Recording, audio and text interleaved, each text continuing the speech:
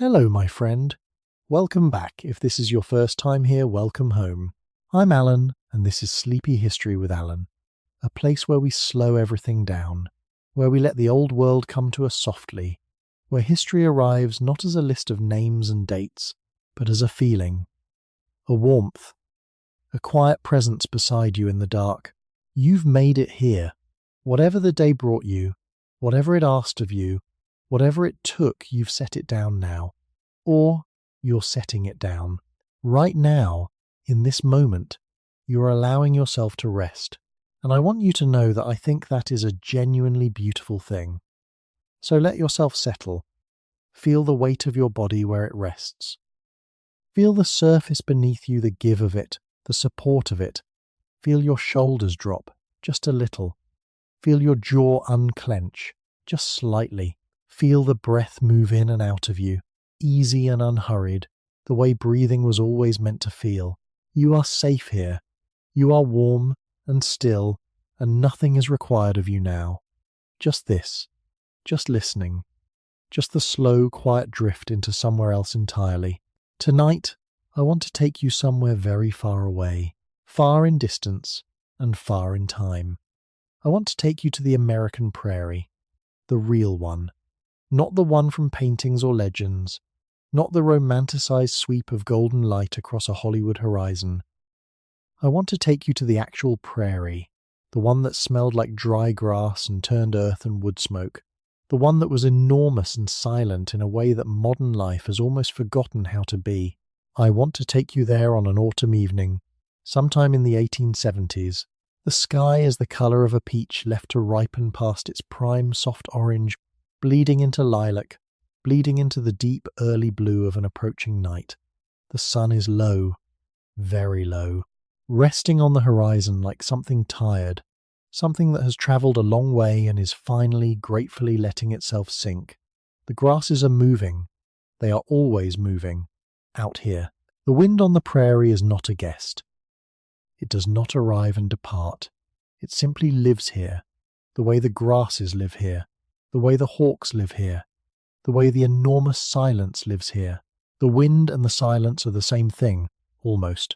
The wind is the silence, breathing, and there, in the middle of all that space, a cabin, small, almost improbably small against the immensity of the sky, built from sod and timber, or perhaps from rough-hewn logs, depending on what the land and the lumber mills could provide. Its walls are thick, its roof is low. There is a single window on the near side, and through that window, a warm and flickering light. Someone is home. Someone is inside.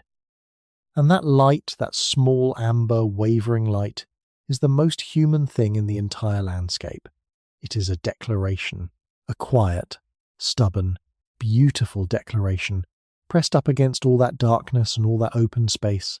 We are here, we are warm, we are making a life. The woman inside, and it is a woman we are following tonight. One particular woman, unnamed, but entirely real in every way that matters. She does not know we are watching. She does not know, as she moves from the hearth to the table and back again, that 150 years from now, someone will be listening to the story of her evening and finding something in it they needed. Some warmth, some stillness, some reminder that ordinary life, lived carefully and tenderly, is not a small thing. It is everything, actually.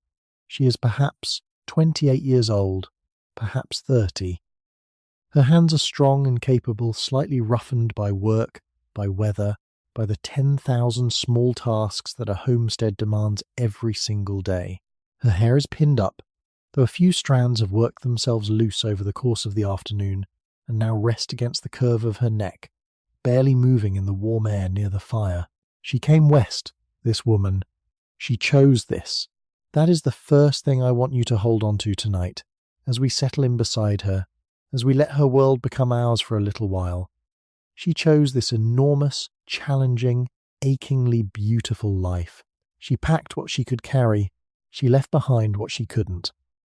And she came out to the edge of the known world, and she began, with her own hands and her own quiet strength, to make something. A home, a life, an evening fire. And that is where we begin, with the fire, and with her hands, and with the last light fading from the prairie sky outside the single window. Let your eyes grow heavy now, if they want to. Let your breath slow. We have nowhere to be tonight but here, in this small, warm cabin, in the middle of the vast and whispering American prairie. Everything is as it should be. Everything is safe. Before we step inside, let's stay out here for just a moment longer. Just a breath or two.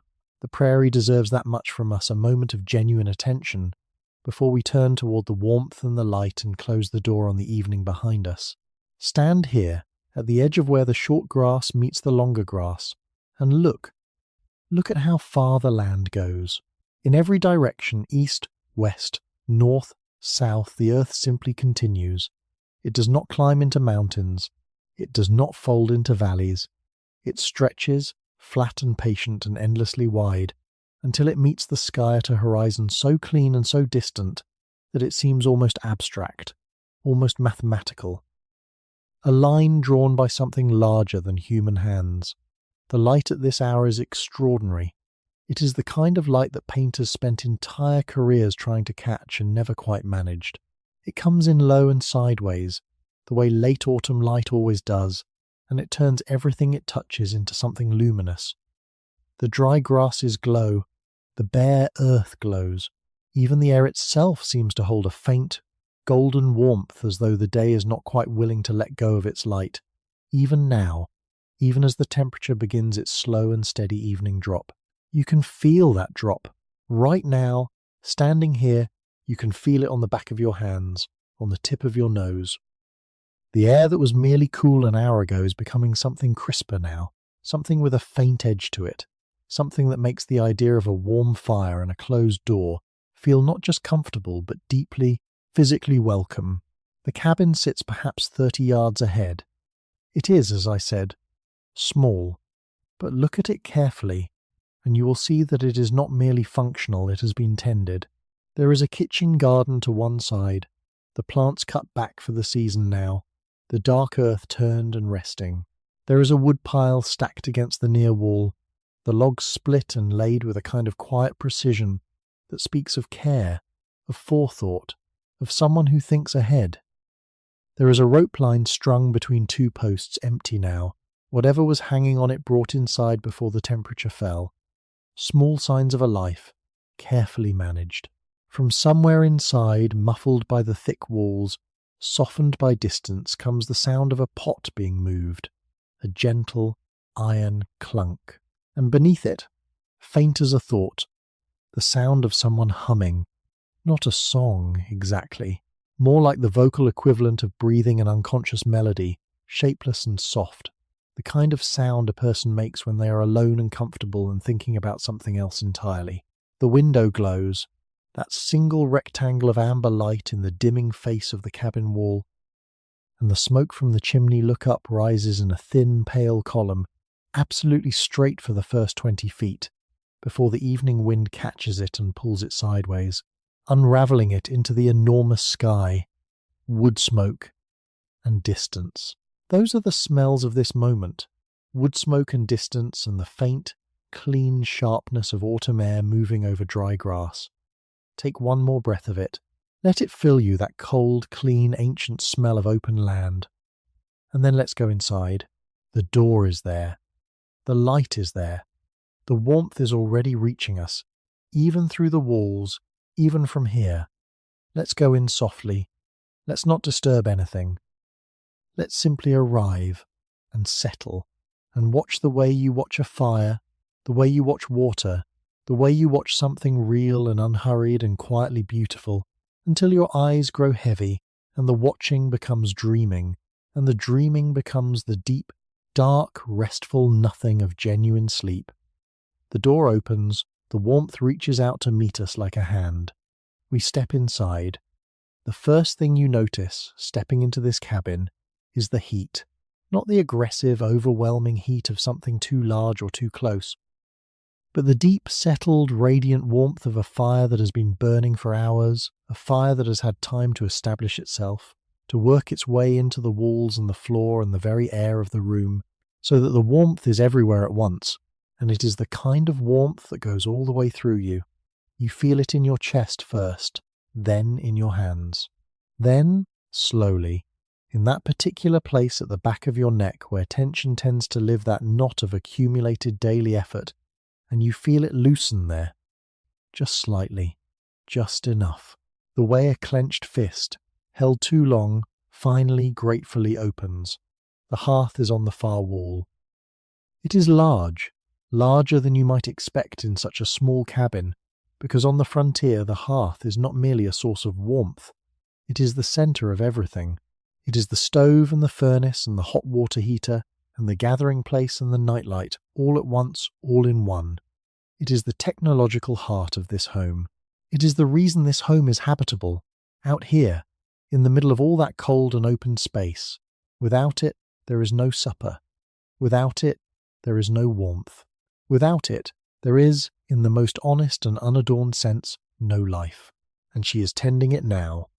Our woman. She is crouched slightly before it, not sitting, not kneeling, but in that particular half-crouch of someone who has learned to work at hearth level without straining, a posture so practiced it has become its own kind of rest. Her skirts pool around her on the stone hearth, the heavy fabric settling in soft, dark folds. Her left hand rests on her knee, fingers loosely curled. Her right hand holds a long-handled iron poker, and she is moving it through the coals with a slow, deliberate attention that is almost meditative, unhurried, certain. The attention of someone who has done this so many times that the doing has moved past habit and into something closer to instinct. Watch her for a moment. Just watch. She is reading the fire the way an experienced sailor reads the sea. She is looking at the colour of the coals, the deep, pulsing orange-red of the ones that are fully committed, the paler, ashier edges of the ones that are beginning to spend themselves. She is feeling, through the iron handle of the poker, the resistance and give of the burning wood beneath. She is listening, and yes, fire has a sound, a specific, irreplaceable sound, a low and soft roaring breathing that changes in pitch and intensity as the air moves through it, and she is hearing something in that sound that tells her what the fire needs. What it needs, right now, is a single piece of wood. She reaches to her right without looking her hand, knowing exactly where the woodpile is, the way your hand knows where a light switch is in your own dark hallway, and she closes her fingers around a log. It is a medium-sized piece, split from what was probably an oak or an elm, its cut face pale and fragrant, with the faint sweetness of dried heartwood, its bark still clinging to the rounded side in rough, dark plates that flake slightly at the edges where it has been handled. She lifts it, feels its weight. There is something in that moment, just the brief weighing of wood in the hand, that I find quietly beautiful. It is such a small thing, such an automatic thing. And yet it contains, compressed into a single gesture, years of learned judgment.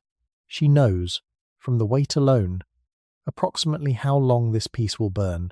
She knows, from the density she feels in her palm, whether it is seasoned enough, dry enough to catch cleanly and burn hot, or whether it will be slow and smoky and stubborn tonight. It is good wood. She sets it carefully, thoughtfully, with the same attention a chess player gives to placing a piece on a board onto the coals. She places it toward the back of the fire, angled slightly, so that the draught from the chimney will draw across it well, so that the air will reach it from the right direction, so that, in 20 minutes, it will be fully committed and burning steady, and she will not need to think about the fire again for the better part of an hour. For a moment, nothing happens. The log just sits there, resting on the glowing bed of embers, looking almost out of place, too solid, too present, too much like raw wood and not yet enough like fire. The coals pulse beneath it, the heat rises around it, and the log simply waits, the way all new things wait, in that suspended moment before transformation. And then, slowly, a thin curl of smoke begins to rise from the near edge. Just a wisp, just a suggestion. Then the smoke thickens slightly and darkens, and then in that quiet, reliable miracle that she has witnessed 10,000 times, and never entirely takes for granted, a small tongue of flame appears. Orange, bright, tentative at first, flickering at the very edge of the log as though testing, as though asking permission, as though checking to see whether this is really the time, whether the conditions are truly right. They are. The flame steadies, it spreads. She watches it catch, and there is something in her expression, something still and satisfied, and very slightly tender, that tells you this moment, this particular moment of fire catching on new wood, has never entirely lost its meaning for her. Even now, even after years of building fires, morning and evening, summer and winter, even when she is tired and her back aches and her mind is running 3 tasks ahead of her hands, even then, fire catching is still, in some small and quietly persistent way, a kind of wonder, a kind of grace, the ordinary miracle that she receives every single day and has never, not once, been able to entirely take for granted. You are warm right now, wherever you are. Let that warmth settle into you the way firelight settles into a room slowly, gently, reaching every corner. You are perfectly safe. The night is quiet. There is nothing that needs doing. Just breathe and stay here with her and let the evening come. The history of frontier women and their fires is a history that almost no one wrote down, because it happened every single day, and things that happen every single day have a way of becoming invisible, of being taken for granted, of slipping past the historians and the journalists and the letter writers and the newspaper editors, because they seem too ordinary to record, too routine to preserve, too quietly essential to notice until the moment they are gone. But consider what she knows. Consider the accumulated embodied knowledge that lives in her hands and her eyes, and her particular, practiced crouch before the hearth. She knows how different woods burn. She knows that hardwoods, oak, hickory, ash, the dense and patient woods burn slow and hot and long, that they are the wood you want for a cooking fire, for an overnight fire, for a fire that needs to do serious and sustained work over many hours. She knows that softwoods, pine, cedar, cottonwood catch fast and burn bright, but spend themselves quickly, that they are good for starting fires, good for a fast burst of heat on a cold morning when you need warmth immediately, but not good for the long, slow, steady burn that an evening of cooking requires. She knows this not because she read it somewhere, not because someone sat her down and taught it to her formally, with diagrams and explanations. She knows it because she has lived it, because she has felt the difference in her hands, holding seasoned oak against green cottonwood, feeling the density, the weight, the different promises each one makes, because she has smelled the difference in the smoke, the clean, faintly sweet smoke of good hardwood against the thicker, more resinous smoke of softwood burning too fast, because she has seen the difference in the coals, the long, deep, reliable glow of a hardwood fire versus the quick, brilliant, short-lived burn of something softer. She knows how the fire behaves in different weather. On cold days, when the air is dense and dry and the temperature outside is dropping, the fire draws beautifully. The chimney pulls strong, the smoke rises clean, the fire burns hot and willing, eager almost, as though it too prefers the cold days, as though the contrast between the burning interior and the frozen exterior makes it burn with extra conviction. On damp days, on the grey, moisture-heavy days that come in spring, and sometimes in autumn, the fire is sulkier, harder to coax, prone to sending little bursts of smoke back into the room, a minor indignity that leaves a faint haze in the air near the ceiling and makes her eyes water slightly. She has learned to manage this with a particular arrangement of the logs, a particular angle of the damper, a particular patience that is different from her usual patience, less meditative, more actively attentive, the way you are attentive to a child who is coming down with something and needs extra watching. On windy days, the fire has opinions. On very windy days, the fire has arguments. She has learned to negotiate with it. This was not unusual knowledge among frontier women of the 1870s. This was simply the knowledge that survival required. Historians who have studied the diaries and letters and account books of homestead women from this era, women scattered across Kansas, Nebraska, the Dakota Territory, the vast and wind-swept middle of the American continent, have noted, again and again, how central fire management was to the daily work of a frontier household. It was among the first skills a new settler had to acquire, and among the most consequential. A badly managed fire could mean a cold supper, a cold night, a morning that began in misery. A well-managed fire meant warmth and hot food, and the particular, deep physical comfort of an evening spent in a room that held heat the way a good coat holds heat not just on the surface, but all the way through. She carried this knowledge as lightly as she carried everything else, without drama, without complaint, as simply and as naturally as she carried her own name. The new log has fully caught now. The flames have spread from that first tentative tongue to something broader, something more committed, a steady, generous fire that fills the mouth of the hearth with warm, dancing light. The shadows in the room shift and breathe with it. The far wall, which was dim a moment ago, is now touched with warm orange. The rough-hewn ceiling timbers glow faintly at their lower edges, the grain of the wood becoming visible in the firelight, the pale and the dark of it, the rings of slow years compressed into a beam. She straightens up, slowly, because the crouching has been long enough that her knees register it a mild, familiar protest, the body's honest accounting of the day's accumulated effort.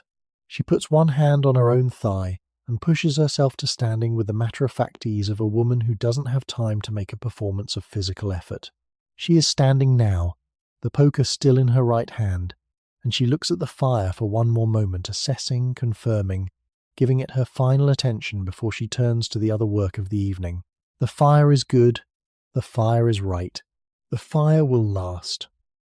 She sets the poker back in its place, a set of iron tools hung on a simple bracket to the right of the hearth, tongs and poker, and a small flat shovel for ash management, each one returned to exactly its place, with the automatic precision of long habit, the way musicians return instruments to their cases, the way cooks return knives to their blocks, and she wipes her right hand on her apron. A quick, unconscious gesture, clean and complete. The apron is already well worn, already carrying the soft grey marks of a full day's work, and one more swipe of a fire-tended hand makes no particular difference to it.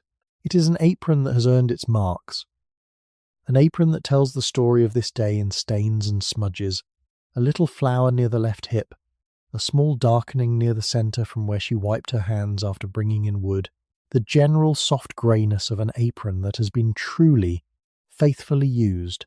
She turns toward the table, and we turn with her. The cast-iron pot is waiting, hung on its hook above the fire, just beginning to tick and whisper with the first suggestion of heat. The evening is just beginning. The meal is still an hour away. The children are somewhere, a murmur of small voices from the other room, a soft thump that might be a dropped toy or a small body sitting down on a wooden floor.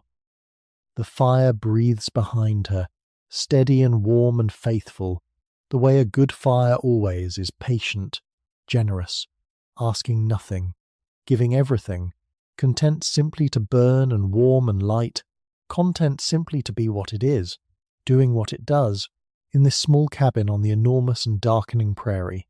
And isn't there something in that, she thinks not consciously, not in so many words, but in the way the thought lives in her body rather than her mind, something worth holding on to, the way a good fire just does what it is, the way it doesn't resist or complain or ask to be something other than what it is. It just burns. It just gives warmth. It just makes light in the dark. There are worse things to be, she thinks. There are much worse things to be than a good fire. Outside, beyond the thick walls and the single glowing window, the prairie night is deepening the sky, moving from violet to indigo to the first, faint, coal black of true night, and the wind moves through the grasses with that sound she has come to love, that low, continuous, oceanic whisper, the sound of the world breathing. She picks up the wooden spoon from the table. She turns to the pot, and the evening begins in earnest. Rest easy now, my friend. We are right here. We are warm. We are exactly where we are supposed to be. There is a particular kind of intelligence that lives in a woman's hands when she cooks, not the intelligence of calculation or analysis, not the intelligence that works in words and numbers and neat logical progressions. Something older than that, something quieter. something that operates below the level of conscious thought, in the place where knowledge has been absorbed so completely that it has stopped being knowledge and become, simply, the way the hands move. Watch her hands now. She has lifted the lid from the cast iron pot, a heavy dark disc of iron, beaded with condensation on its underside, and she has set it aside on the hearthstone with the practiced ease of someone who knows exactly how hot that iron is and exactly how to handle it without burning herself. The steam rises from the pot in a slow white column, and the smell that comes with it fills the cabin in a single generous wave. Bean soup, with salt pork, and a heel of cornbread waiting, wrapped in a cloth on the far end of the table. The smell is extraordinary. Not in the way that elaborate, multi-course meals are extraordinary, not complex, not layered with competing perfumes, but extraordinary in the way that deeply simple, deeply right things are extraordinary. It smells like warmth. It smells like enough. It smells like the particular combination of dried beans and salted meat and wood smoke and thyme that, to every member of this family, means home as surely as the sight of the cabin roof against the sky. She picks up the wooden spoon. It is a large spoon, long-handled, worn smooth, with use so smooth that the grain of the wood has almost entirely disappeared from the places where her palm and fingers grip it, replaced by a polished, slightly darkened surface that is the accumulated impression of her hand, left there over months and years of stirring. In a very real and literal sense, this spoon has been shaped by her. It carries the record of her work in its wood. She stirs slowly, one long, wide circle through the soup, then another. She is feeling for the consistency, the way a good pot of bean soup should move, should resist the spoon just slightly, should have the particular thick, but not too thick quality that means the beans have been cooking long enough, that they have released their starch into the broth, that they are approaching that state of soft, yielding completeness that makes them genuinely nourishing rather than merely filling. Not quite there yet. Perhaps another 20 minutes. She lets the spoon rest against the lip of the pot and straightens slightly, and for just a moment she looks not at the fire, not at the pot, but simply ahead, at the middle distance, at nothing in particular, and in that moment her face is entirely unguarded. You can see the tiredness there, yes. A day's worth of tiredness, honestly accumulated and honestly felt. But beneath the tiredness, something else. Something steadier, a kind of deep, abiding okayness that has nothing to do with circumstances and everything to do with character. She is all right. She is genuinely, quietly, completely all right. Breathe that in, my friend, that feeling of quiet okayness. Let it settle through you like warmth from a hearthstone. You are resting now. You are safe and warm and held. Let the old world drift past the window while you stay here to suppen in this warm and fragrant kitchen, while the soup finishes and the evening deepens. To understand what this pot of soup means, truly means, in the full weight of its historical and human context, you have to understand something about food on the American frontier in the 1870s. The frontier diet was not a cuisine, in the way we usually use that word. It was not a tradition built around pleasure and artistry and the leisurely exploration of flavours. It was, first and always, a system for keeping people alive and functional under conditions of significant scarcity and uncertainty. It was practical in a way that could border on brutal. And yet, within that practicality, within those tight constraints, women like our woman found ways to make meals that were not merely fuel but genuine comfort. Genuine nourishment not just of the body but of something deeper. The staples of the frontier kitchen in this era were few and reliable. Dried beans, navy beans, pinto beans, black-eyed peas were among the most important. They were shelf-stable, meaning they could be stored for months without spoiling. They were dense with protein and calories. They were filling in a way that mattered enormously to people who spent their days in physical labour. And they were forgiving. They could be cooked in a single pot over a simple fire, with minimal equipment and minimal attention, left to simmer for hours while their cook was occupied with the 10 other tasks that a homestead day demanded. Salt pork was equally central. Salt curing was the primary method of meat preservation available to frontier families, and a barrel of salt pork kept in a cool corner of the root cellar, or the cabin itself, was a form of insurance, a reserve of protein that could make it through the winter, that could be sliced and added to beans or potatoes or cornbread batter to provide fat and flavour, and the particular deep savoury quality that transforms a pot of plain ingredients into something that tastes unmistakably like a meal. Cornmeal was the third pillar, corn ground into meal at the nearest mill, or sometimes ground at home on a small hand mill. If the nearest mill was too far, was the bread grain of the frontier. Wheat was precious, often scarce, dependent on a good harvest and reasonable weather. Corn was hardier, more reliable, easier to grow in the variable soils and climates of the prairie. And cornbread mixed with water or buttermilk when you had it, with a little lard worked through, baked in a cast-iron skillet or a Dutch oven over the fire, was the daily bread of tens of thousands of frontier families throughout the middle decades of the 19th century. This is what she has made tonight. These three things: beans, salt pork, cornbread. It is not a feast. But it is not nothing, either. It is a meal that required forethought. The beans were put to soak last night, because dried beans require long soaking before they will cook through properly. And knowing this, doing this, was itself a small act of domestic competence and care. It is a meal that has been tending itself on the fire for the better part of the afternoon, releasing its flavour gradually, patiently, the way all good slow things release their best qualities, not in a rush, not all at once, but over time, with heat and attention. It is a meal that will put her family to bed warm and satisfied. And that she would tell you if you asked her, if you sat down beside her at this rough table and said, simply, "What matters to you tonight?" That would be enough. That would be more than enough. That would be, in the precise and unexaggerated meaning of the word, everything. She checks the cornbread now.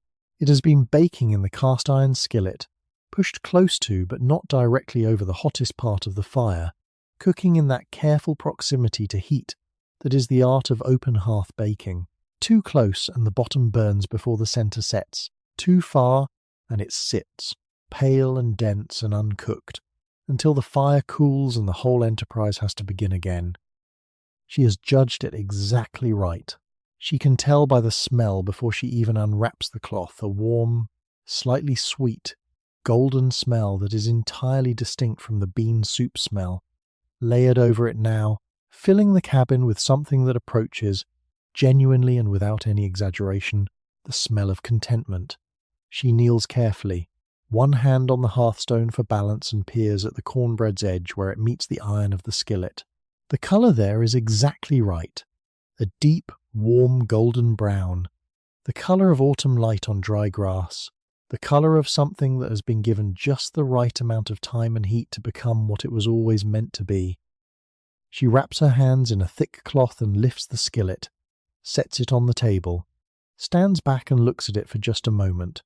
I find this quietly wonderful, this moment of a woman looking at a thing she has made and finding it good, finding it right. There is no audience for this moment. There is no one watching her in this small cabin as she stands before her iron skillet and registers the satisfaction of a thing done well. But the satisfaction is real, and it is complete, and it is hers. The cornbread will be cut into wedges at the table. It will be eaten warm, perhaps with a small scrape of the precious butter she keeps covered in the cool corner near the door. It will be dense and slightly grainy with the coarse ground meal, and faintly sweet and satisfying in that specific and irreplaceable way that cornbread is satisfying, not elegant, not complex, but deeply, fundamentally right. She turns back to the soup. One more stir. One more slow circle of the wooden spoon through the thick, fragrant broth. The beans are done. She knows this the way she knows most things about her kitchen, not by checking a recipe, not by consulting a clock, but by the feel of the spoon through the broth, by the colour of the liquid, by the smell that rises in the steam, by the small, almost imperceptible change in the sound the soup makes as it simmers, a slightly softer sound, a slightly slower bubble, the sound of something that has finished becoming, and is now, simply, what it is. She lifts the pot hook, a curved iron rod fixed to the side of the hearth, and swings the pot slightly away from the direct heat. Not off the fire entirely, just eased back. The way you ease back from something when it has reached the point where more heat would only harm it. The way you know when to stop. This is the art of it, she thinks, not just the cooking. All of it. Knowing when to add more. Knowing when to ease back. Knowing when to simply let a thing be what it is, and trust that what it is will be enough. She has been learning this lesson for 31 years now. She is still learning it. But tonight, in this small cabin, with the soup done and the cornbread golden and the fire burning steady, and the smell of supper filling every corner of the only home she has on this enormous prairie tonight, she thinks she might be closer to understanding it than she has ever been before. Outside, the wind moves across the grass. The sky is fully dark now, except for a thin line of deep amber at the western horizon, the last thin memory of the sun, fading even as she watches through the small window above the table. She cups her hands around her face and leans toward the glass and looks out at the darkness. The prairie at night. Vast, silent, completely, almost incomprehensibly itself. She breathes on the cold glass and watches her breath fog it, and through the fog she can see, very faintly, the first stars beginning. She stands there for just a moment, just one moment, between the finishing of supper and the calling of her family to the table, one moment that is entirely, completely hers. Then she turns from the window, she smooths her apron with both hands, and she calls the family to supper. Rest now, my friend. You are warm, you are held, the soup is ready, and the fire is good, and the evening is unfolding exactly as it should. There is nothing else required of you tonight. Just this soft and drowsy drifting, while the stars come out over the prairie, one by one by one. Before she calls the family to the table, there is one more thing, one more small necessary thing that the evening requires of her. She needs water. Not for the soup is done, is resting, is exactly what it needs to be, but for the table, for the drinking cups lined up on the shelf above the wash basin, waiting to be filled, for the basin itself, which will be needed after supper for the washing of hands and faces before the children are put to bed, for the pot she will set to heat on the fire tonight, so that there is warm water available in the morning without having to wait for it. Water on the frontier was never incidental. It was never simply there, the way it is simply there for us arriving at the turn of a handle, in whatever quantity we require, at whatever temperature we prefer, clean and reliable and essentially infinite as far as daily domestic life is concerned. On the frontier, water was fetched. Water was carried. Water was planned for and conserved and respected in a way that speaks of a relationship with that substance that most of us, in our modern ease, have entirely lost. She takes the wooden bucket from its place beside the door. It is a simple thing, staved wood, bound with iron hoops, fitted with a rope handle that has been worn soft and slightly fuzzy with use. It holds perhaps 3 gallons when full, and full it is heavy, in the particular way that water is heavy, dense and shifting, a weight that moves against you as you carry it, that requires a constant small adjustment of balance and grip.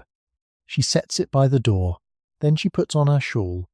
This is a gesture worth pausing on because it is so small and so loaded with meaning. The shawl is thick, heavy wool, dyed a dark brownish red that has faded slightly with washing and sun, and timed to something warmer and less definite than its original colour. She has had it since before she came west. It is, in a quiet and unceremonious way, one of her most precious possessions, not because it is valuable in any monetary sense, but because it is from before, because it carries with it, in its weight and its particular smell of wool and woodsmoke, a thread of continuity between the life she left and the life she has made. She pulls it around her shoulders, settles it, picks up the bucket, opens the door. The cold hits her immediately. Not violently, it is not the deep, dangerous cold of January on the prairie, the kind of cold that has real teeth, the kind that can kill. This is October cold, or perhaps early November, the cold of a season in transition, an honest cold that announces itself clearly and asks to be respected but does not threaten. It is the cold of a clear night after a clear day, the cold that comes when the sun withdraws its warmth and the earth begins slowly, steadily radiating the last of the day's heat back up into the enormous sky. She exhales. Her breath mists in front of her face a small white cloud that dissolves almost instantly into the dark air. She stands on the threshold for just a moment, letting her eyes adjust. The cabin doorway is warm at her back. The light from inside spills out past her in a long amber wedge, reaching a few feet into the dark before it loses itself in the night. And beyond that wedge of light, the world is dark in a way that genuine darkness, away from cities and electric lights, genuinely is not merely dim, not merely shadowed, but truly, completely, velvety dark, except for the stars. Oh, the stars! Just breathe for a moment, my friend. Just be here with her, in this doorway, between the warmth of the cabin and the vastness of the night. You are safe. The dark outside that window is gentle dark. The night around you is quiet and still. Let your breath come slow and easy. Let your body be heavy and warm. The stars on the prairie, on a clear October night in the 1870s, were something that very few people alive today have ever seen. We have lost this, almost completely the night sky as our ancestors knew it. The creeping spread of electric light, first through cities and then through towns, and then through suburbs and the edges of the countryside, has done something quiet and irreversible to the human relationship with darkness. It has taken away our stars. Not all of them on a clear night. Even from a moderately lit town, you can still see the brightest ones, the familiar configurations, the steady planets. But the full sky, the complete sky, the sky as it appears when there is no competing light for hundreds of miles in any direction, that sky is something else entirely. She is looking at that sky right now.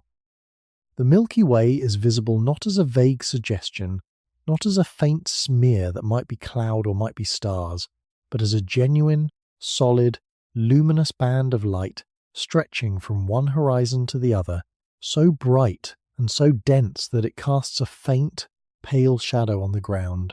The individual stars are beyond counting. They crowd the sky. They fill every available space between the brighter ones. They make the darkness between them seem less like absence and more like texture, like the dark background of a tapestry through which the stars are woven. She has lived under this sky for 3 years now. She has never stopped finding it extraordinary.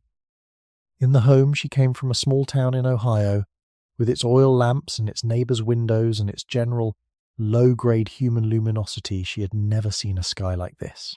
She had seen the moon, she had seen the familiar stars, but not this.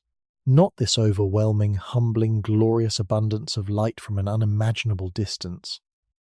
The prairie took many things from her: the proximity of family, the comfort of a nearby church, the particular piece of a landscape that had been softened and shaped by generations of human habitation, but it gave her this sky. And on certain nights, on clear, cold, brilliant nights like this one, she thinks the trade was fair. She tears her eyes from the stars. There is still water to be fetched.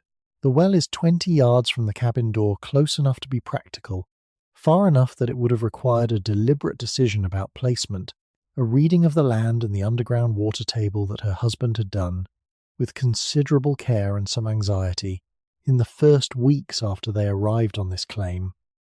Finding water had been one of the great uncertainties of those early months. The prairie soil varied enormously in its underground character, and a homestead without reliable water was a homestead with no future. But the well had come in good. 22 feet down, they had found it a reliable seam of clean, cold groundwater that had never, in 3 years, gone dry. It was one of the things she was most grateful for. She did not think about it in those terms most days. She simply fetched the water and used it and moved on, because that is what you do with the things that are working. You use them and move on. But on certain evenings, when she's standing at the well's edge in the dark, and the cold water comes up in the bucket, cold and clean and entirely reliable, she feels something that is very close to gratitude. to genuine, full-hearted gratitude for cold water from the dark ground, she reaches the well. It is a simple structure, a rough wooden frame over the shaft, a windlass with a rope wound around it, an iron hook for the bucket. Her husband built it in their second month here, working on it in the evenings after the heavier farm work was done, getting the frame straight and the windlass turning smoothly, taking a quiet, evident pride in the finished thing that she had found endearing and still finds endearing now, 3 years later. She hooks the bucket onto the rope, feeds it over the edge, listens to it descend the creak of the rope over the wooden windlass, the soft, hollow sound of the bucket moving through the shaft's darkness, and then, after a long moment, the deep, resonant splash as it hits the water below. A beautiful sound, that splash. There is something about the depth from which it comes, the way the sound travels up the shaft and arrives slightly hollowed, slightly amplified, slightly changed by its journey through the dark that makes it feel like a communication from somewhere else entirely. From somewhere below the ordinary surface of the world, she winds the windlass, the rope creaks and tightens. The bucket comes up slowly, she can feel the weight of it changing as it fills, the rope going from loose to taut, the windlass requiring more effort with every turn. And then the bucket appears at the lip of the well, dark and dripping, the water catching what little starlight reaches it, the surface moving slightly from the motion of the ascent.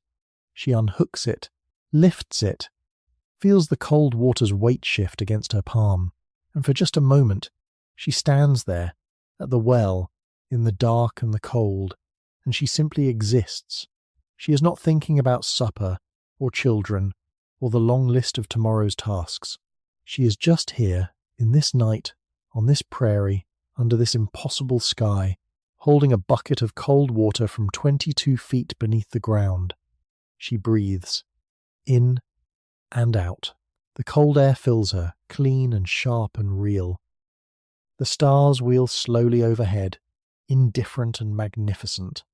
The grasses move, and she feels, in this moment, something that she would not quite have the words for if you asked her to describe it. A kind of rightness, a kind of completeness, a feeling of being exactly where she is, exactly who she is, with nothing missing and nothing extra, with the cold and the dark and the stars and the water all exactly as they should be. Some people spend their whole lives looking for that feeling. She finds it, sometimes, standing at a well in the dark. She turns and walks back toward the cabin. The bucket is heavy in her right hand, and she adjusts her grip halfway back, shifting it to her left, feeling the cold of the iron handle through her palm, even through the thick wool of her shawl's edge. The water moves against the bucket's sides with a soft, liquid sound, a small, contained sound, a domestic sound, the sound of sufficiency carried home. The cabin window glows ahead of her, that warm, amber rectangle in the dark wall.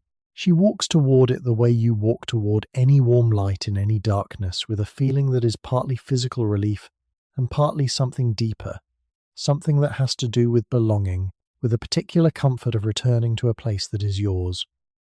A place where your name is known and your presence is expected, and your arrival, however quiet, is a small and welcome thing. She pushes the door open, steps inside. The warmth wraps around her instantly, and she exhales a long, slow breath that releases the cold of outside and takes in the warmth of inside, the smell of the soup and the cornbread and the woodsmoke and the particular, irreplaceable smell of this specific home. She sets the bucket on the washstand, unwraps her shawl, hangs it on its peg by the door, and turns to call the family to supper. But just before she does, just in the half-second before the words form and leave her mouth, she looks once more at the window. At the dark outside, at the faint, scattered light of the stars, visible even through the small, wavy glass. She smiles. It is a small smile, private, not for anyone but herself and the stars and the dark water 22 feet below the prairie floor. Then she turns toward the warm room, and she calls them in. Rest deeply now, my friend. You are warm, and the water is in, and the soup is ready, and the stars are out over the prairie in their millions. Everything that needs doing has been done. Just let yourself drift, easy and slow, while the evening gathers the family together. She does not go inside immediately. This is the thing about her, and it is something I find deeply, quietly beautiful. She does not always take the most efficient path. She does not always move in straight lines from task to task, from obligation to obligation, with no space left between for anything that is not strictly necessary. She allows herself, sometimes, a moment that is purely and simply for her. A moment of no purpose except the moment itself. And tonight, standing at the garden's edge with the empty bucket set down beside her boot, she allows herself one of those moments. The garden is done for the season. She turned the last of it over herself 2 weeks ago, working the soil with a long-handled spade on a cool afternoon, while the children played near the woodpile, turning under the dead stalks of the kitchen garden, the spent bean plants, the frost-blackened remnants of the squash vines. The soil is dark and bare now, resting under the open sky, exhaling the last of the season's warmth into the cooling air. In spring, it will receive seed again. In summer, it will give back what it has been given, as it always has, as it always will, in the reliable and deeply comforting reciprocity of tended ground. But right now it is resting, and she is resting with it, almost, standing at its edge in the dark, her hands loose at her sides, her face turned slightly into the wind. The wind. The wind on the American prairie is unlike the wind anywhere else. This is not sentiment or exaggeration. It is a geographical and meteorological fact, born of the specific shape of the land, the vast, flat, largely unobstructed expanse of the middle of the continent, where there are no mountain ranges to break the flow of air, no significant forests to slow it, no hills to redirect it. The wind here has, in the most literal sense, room to be what it is. It arrives from enormous distances, from Canada, sometimes cold and clean and carrying the smell of something that is not quite ice but is the memory of ice. From the southwest, other times drier, warmer, dusty with the long miles of open country it has crossed. It is a constant presence. Settler families who came to the prairie from the wooded east, or from Europe, often wrote about the wind in their diaries and letters with a particular intensity, sometimes with awe, sometimes with a kind of helpless frustration, sometimes with outright fear. The wind was one of the things the prairie offered that nothing in their previous experience had prepared them for. The scale of it, the persistence of it, the way it could change in a matter of hours from a gentle, grass-bending whisper to something that rattled the cabin door and made the fire smoke and sent the chickens into a collective anxious huddle. But she has made her peace with the wind. More than peace, actually.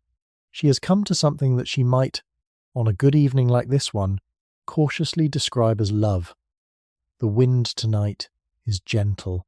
It is the kind of October wind that does not demand anything, does not push or press or insist. It moves across the prairie with a soft, exploratory quality, as though it is simply passing through, as though it has somewhere else to be but is in no particular hurry to get there. It lifts the dry grasses in long, slow waves. She can hear them more than see them in the darkness.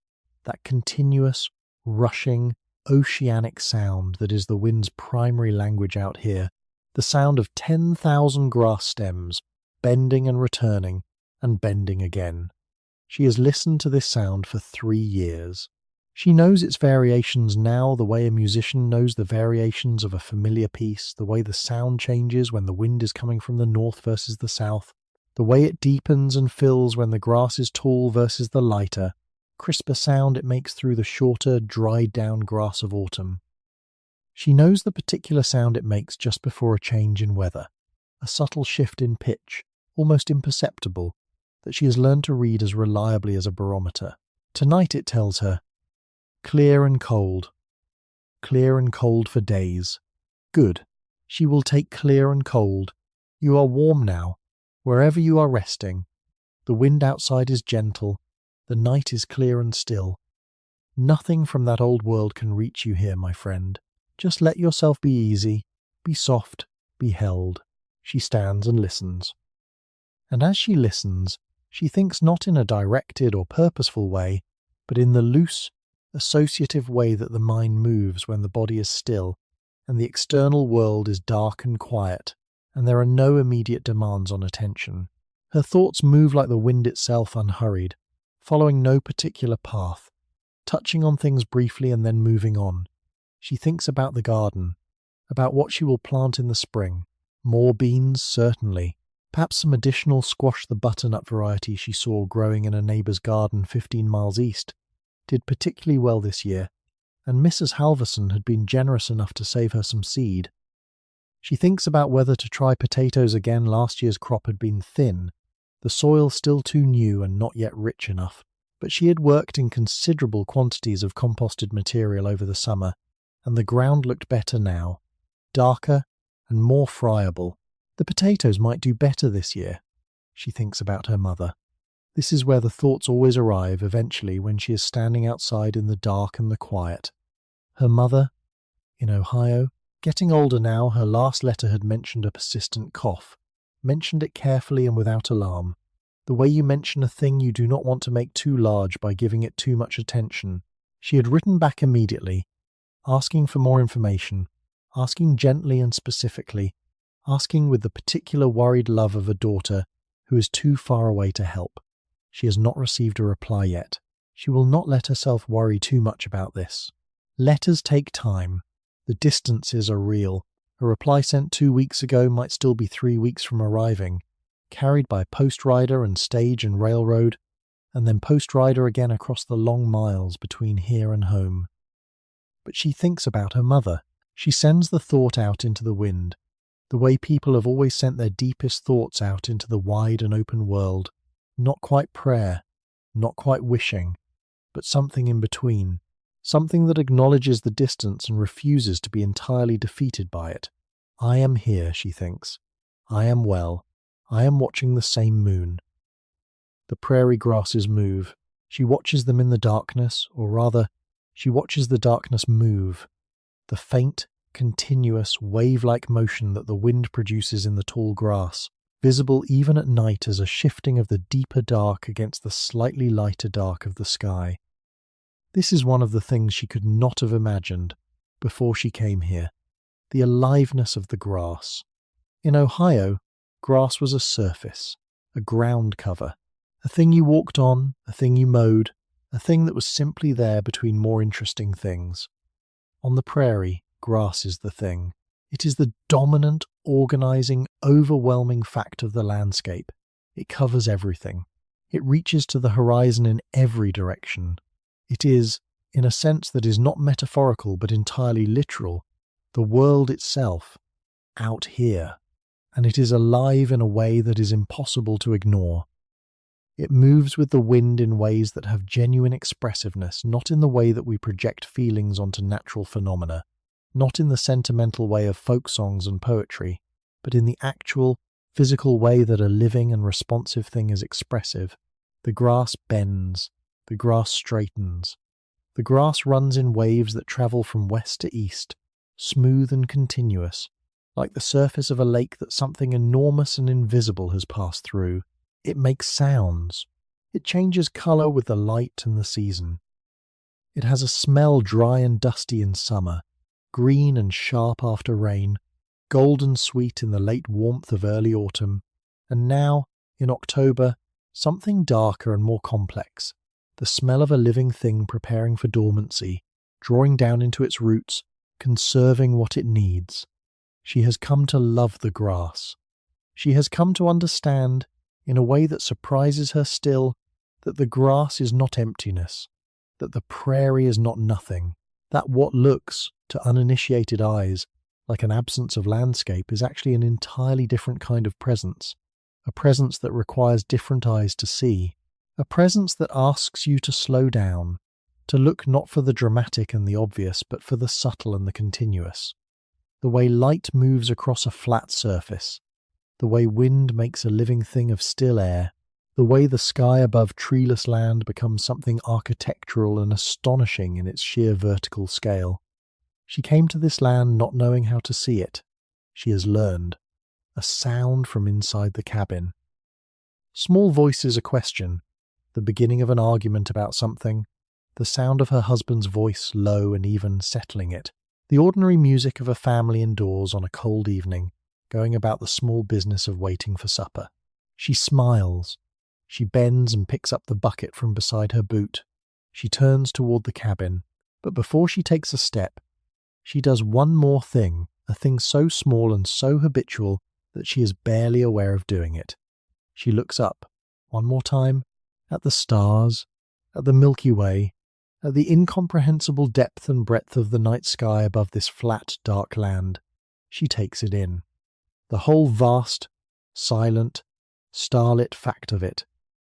And she lets it do what it always does, what she has come to rely on it to do, on evenings like this one, when the tiredness is real, and the distance from home feels real, and the smallness of one human life on one small homestead in the middle of one enormous continent feels very real indeed. It puts things right. Not by making her feel large, she is not large, and the stars do not pretend otherwise, but by making the smallness feel like the right size. By reminding her that the universe is not organized around human anxieties and human sorrows and human exhaustion, that it is organized around something much slower and much vaster and much more patient, and that she is part of that something, even here, even in her tired boots on her cold dark garden, holding an empty wooden bucket. She is part of something enormous, and that is enough. That is more than enough. That is everything. She walks back to the cabin. The light from the window reaches toward her across the dark ground, that warm amber light, steady and unwavering. The wind moves through the grasses behind her. She does not look back. But she can feel it, the prairie behind her, dark and wide and endlessly alive, breathing its cold breath across the back of her shawl, sending the dry grass into its continuous whispering conversation. The wind has its own language.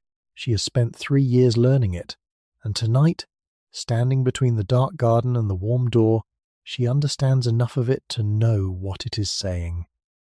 "You are here," the wind says. "You are here, and the ground is under you, and the stars are above you, and the fire is waiting, and the people you love are inside, and all of this enormous, difficult, beautiful, cold and starlit, all of this is your life. Your actual, real, one and only life." She opens the cabin door. The warmth comes out to meet her like an embrace. She steps inside. Rest now, my dear friend. Let the wind carry the last of the day's worries away across the prairie. You are inside now. You are warm. The door is closed and the fire is good and there is soup on the hearth. Let your eyes be heavy. Let your breathing slow.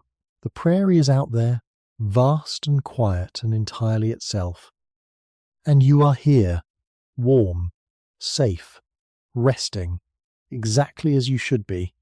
There is a particular kind of noise that a family makes when it gathers for a meal.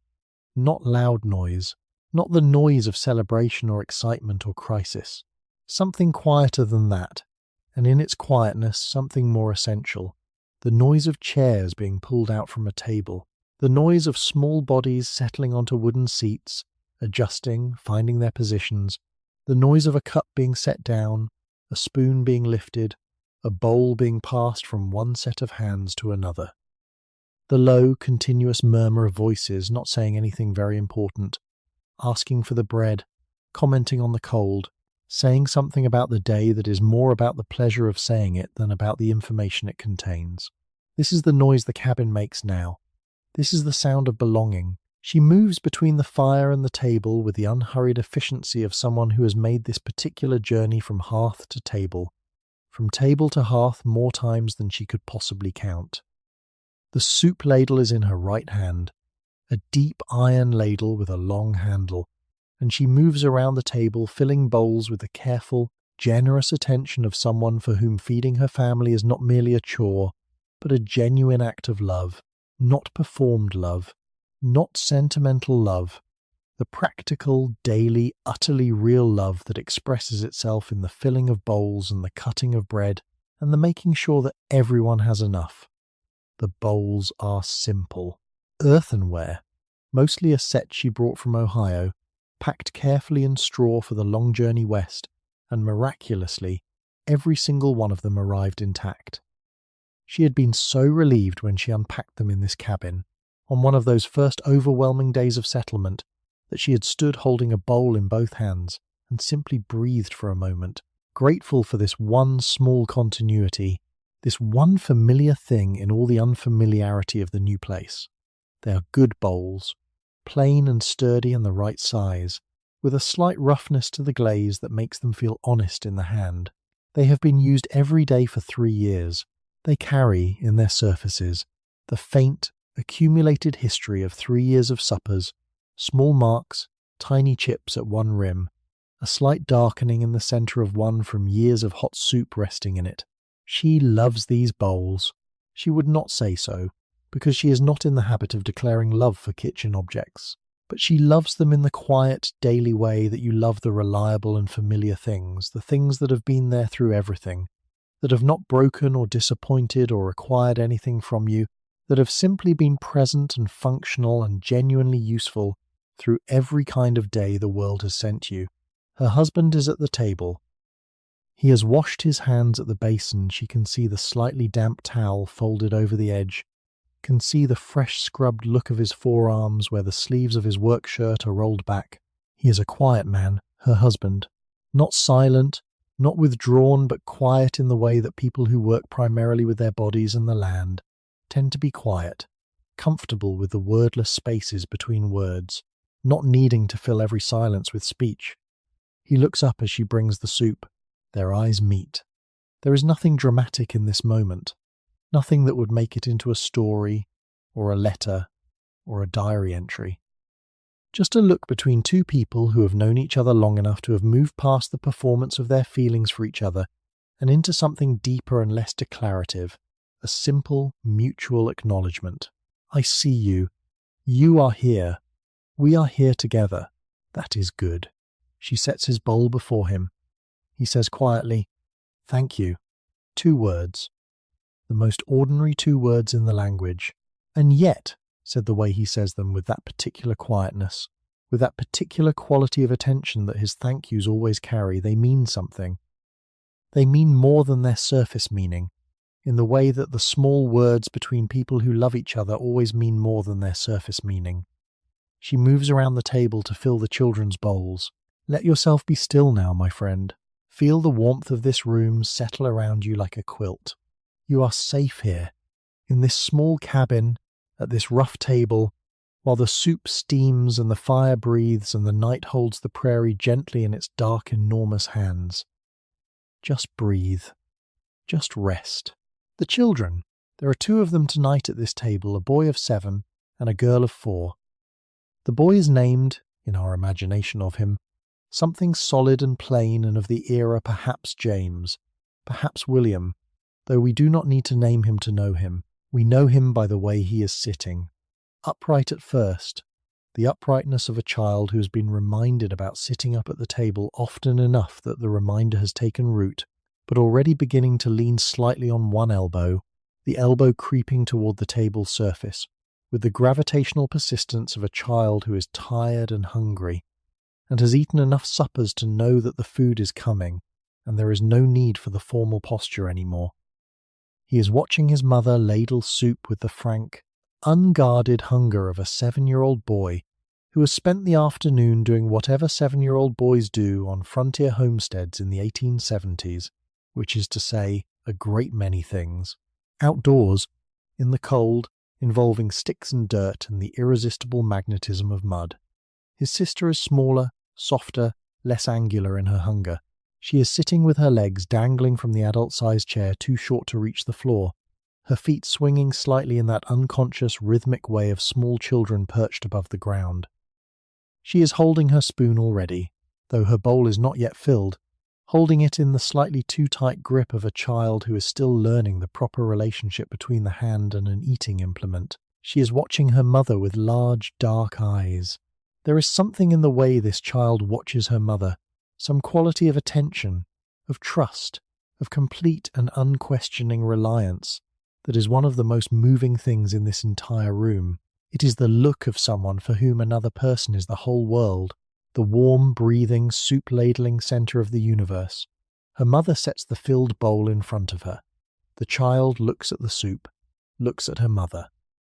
and smiles the full, unguarded, entirely present smile of a 4-year-old who has just received exactly what she wanted. The mother smiles back, also full, also unguarded, also entirely present. Historian Catherine Clinton, writing about frontier women in the American West, noted that the domestic sphere of the homestead, far from being a diminished or secondary space, was in fact the primary site of cultural continuity and family coherence on the frontier. In a world where so much was uncertain, where the weather could ruin a crop, and the isolation could press heavily on the mind, and the distances were so great that a neighbour might be 15 miles away, and a doctor might be 30, the interior of the home, the fire, the table, the meal, the evening gathering of the family represented something profound. It was the place where the family remembered itself, where it rehearsed, in the simple ritual of supper, what it was and what it was for. This woman knew this, in the way she knew most important things, not as an idea, but as a feeling, as a bodily certainty. When she set a bowl of soup before her husband, she was not merely feeding him. She was saying, "We are still here." When she filled her children's bowls, she was not merely nourishing their bodies. She was enacting, in the oldest and most reliable human ritual, the fundamental claim of the family against all the uncertainty and vastness and difficulty that pressed against the cabin walls. We are here. We are together. We are warm. Eat. The cornbread is passed around the table. She cuts it herself 4 wedges from the skillet, using a short, wide knife that she sets flat against the iron and draws through the golden interior with the slight, satisfying resistance of a thing that has cooked through properly, that has the right density, that will hold its shape when lifted rather than crumbling into inadequate fragments. She sets a wedge at each place.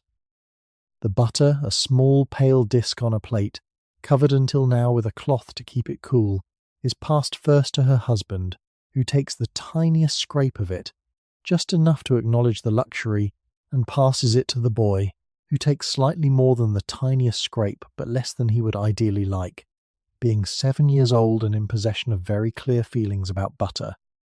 The girl receives the plate last and looks at the butter with the solemn gravity of a child, performing an important ceremony, and takes a small, careful, precise amount, applied to her cornbread with the back of her spoon, in a way that suggests she has observed this operation many times and has very specific ideas about how it should be done. They eat.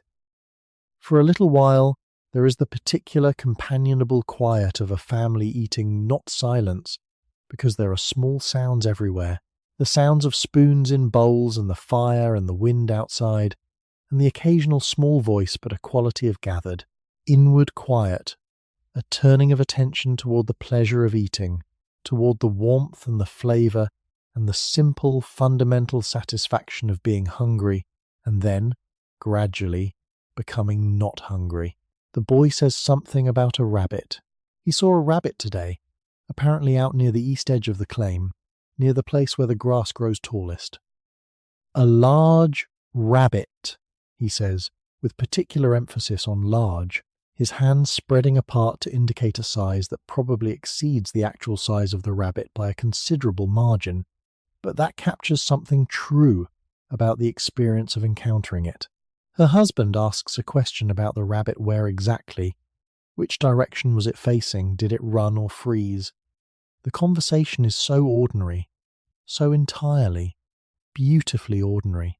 A boy and his father discussing a rabbit over a bowl of bean soup on a cold October evening on the American prairie in the 1870s.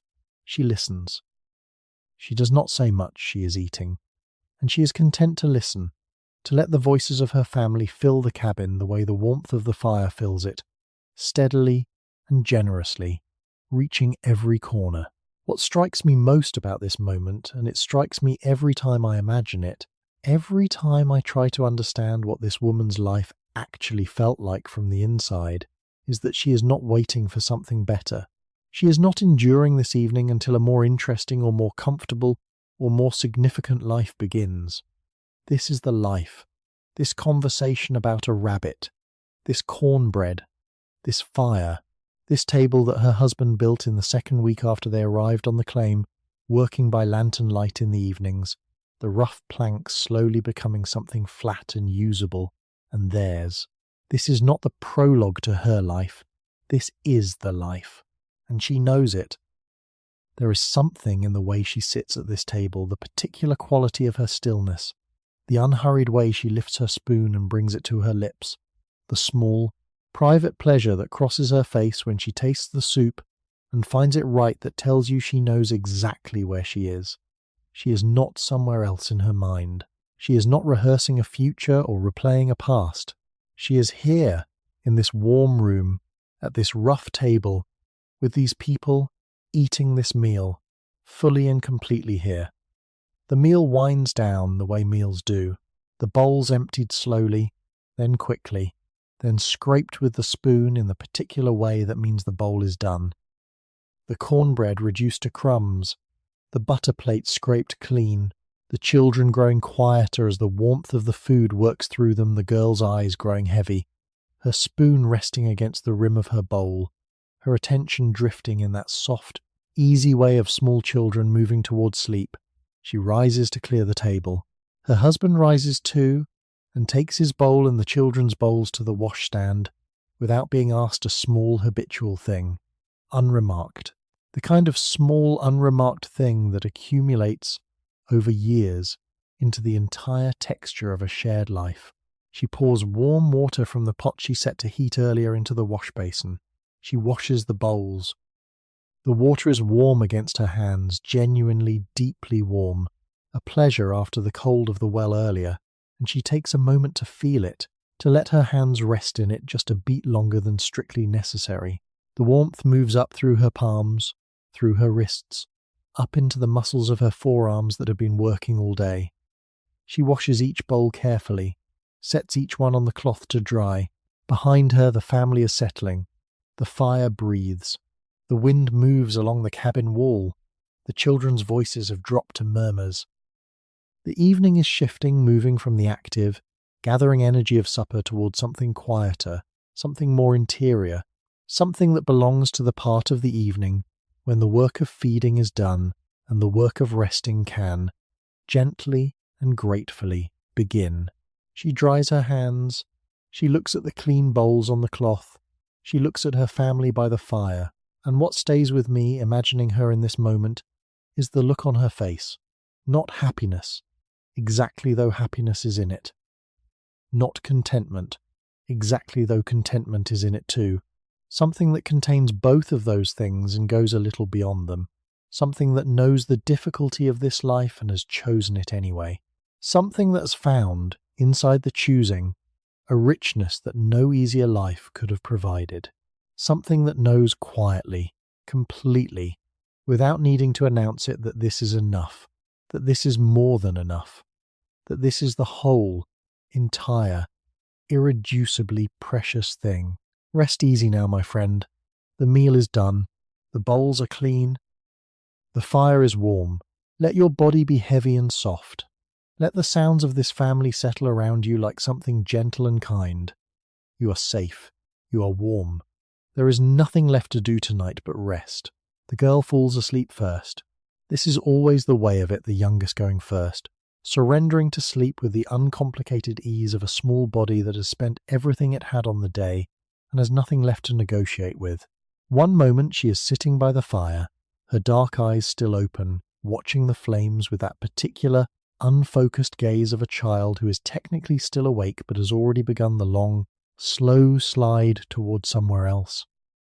And then, between one breath and the next, she is simply asleep, her head tipping sideways against the rough wool of her father's sleeve, her mouth softening open, her whole small body releasing in one long, gradual exhale, like a knot coming undone. Her father looks down at her. Something in his face changes, something opens briefly, that is not usually visible in the daytime face of a man who works hard in all weathers and has learned to keep himself steady against whatever the land and the sky choose to send.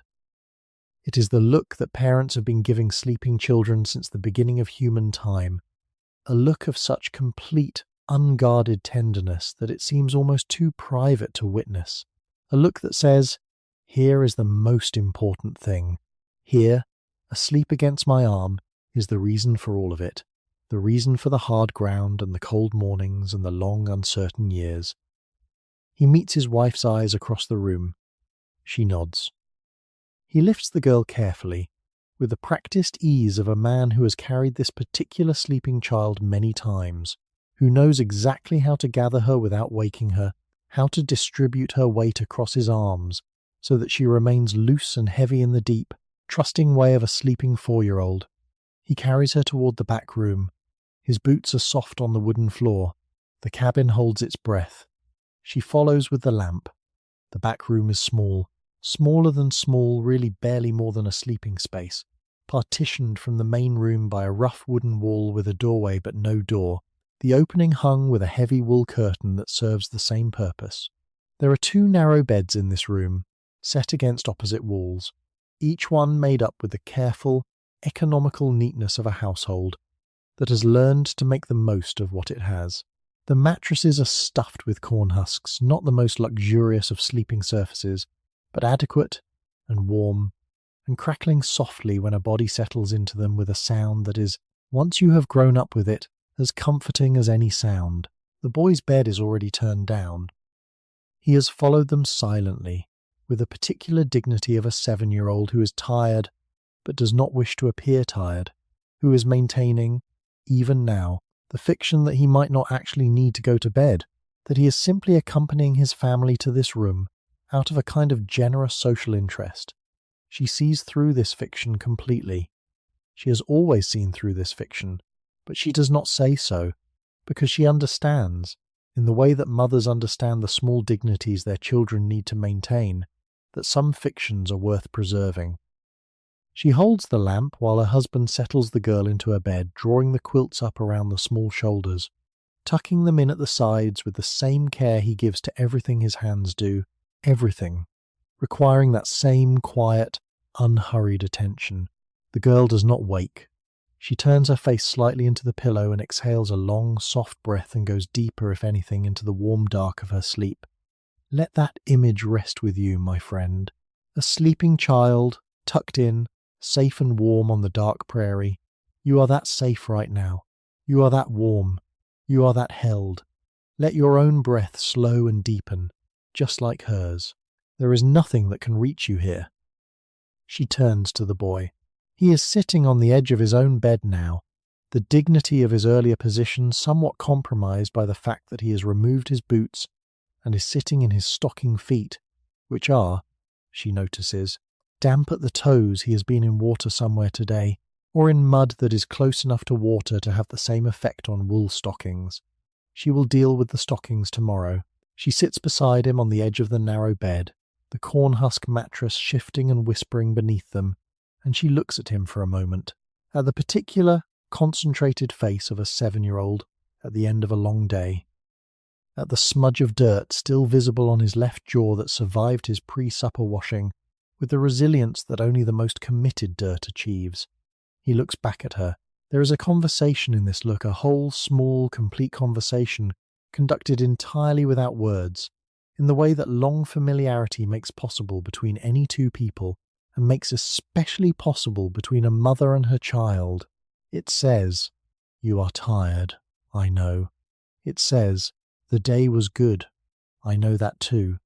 It says, "You are safe, and tomorrow is coming, and everything that needs to be will be."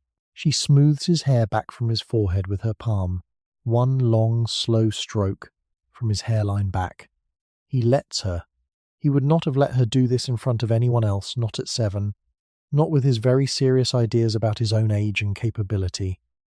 But here, in this small room, in the lamplight, with his sister already asleep across from him, and his mother sitting beside him, and the whole long outdoor day finally releasing its hold on his body, he lets her.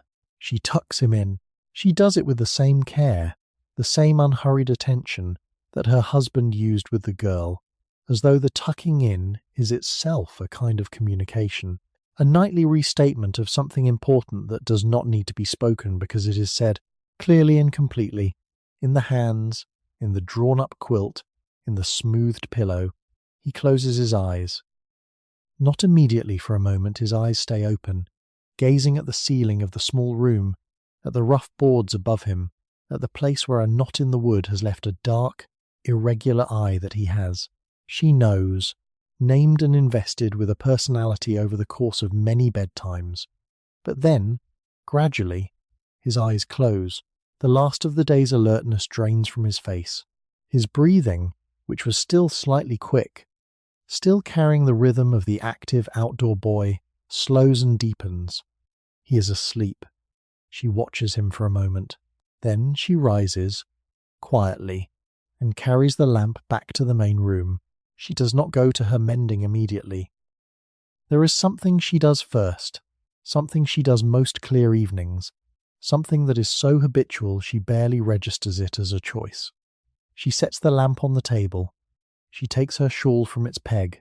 She wraps it around her shoulders, and she opens the cabin door and steps out one more time into the night.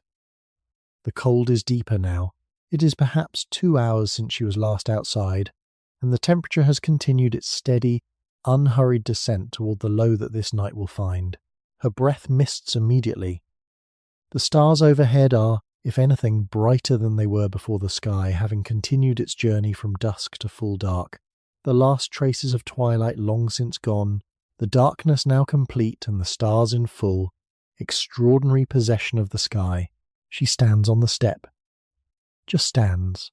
There is a particular quality to the prairie at this hour. Full dark, the household asleep, the wind gentled to almost nothing that is unlike any other time of day. The silence is different at night than it is at any other hour. In the daytime, the silence of the prairie is active. It is the silence of a place where things are growing and moving and living, where the wind and the grasses and the hawks and the distant sounds of her own household fill the air with a low, continuous, living presence.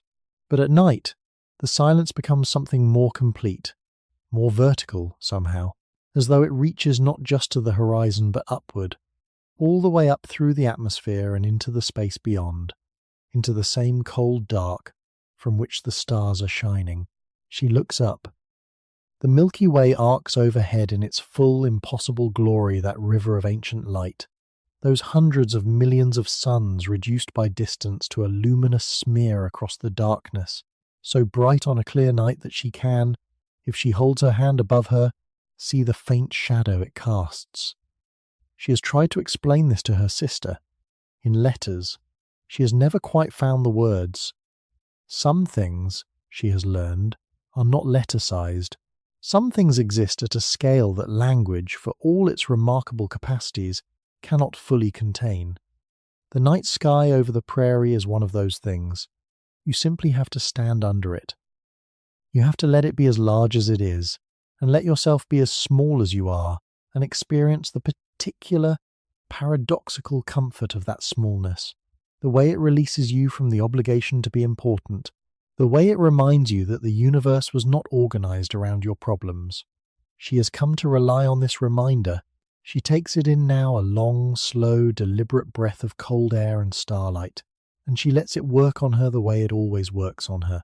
She lets the scale of the sky rearrange her sense of her own difficulties.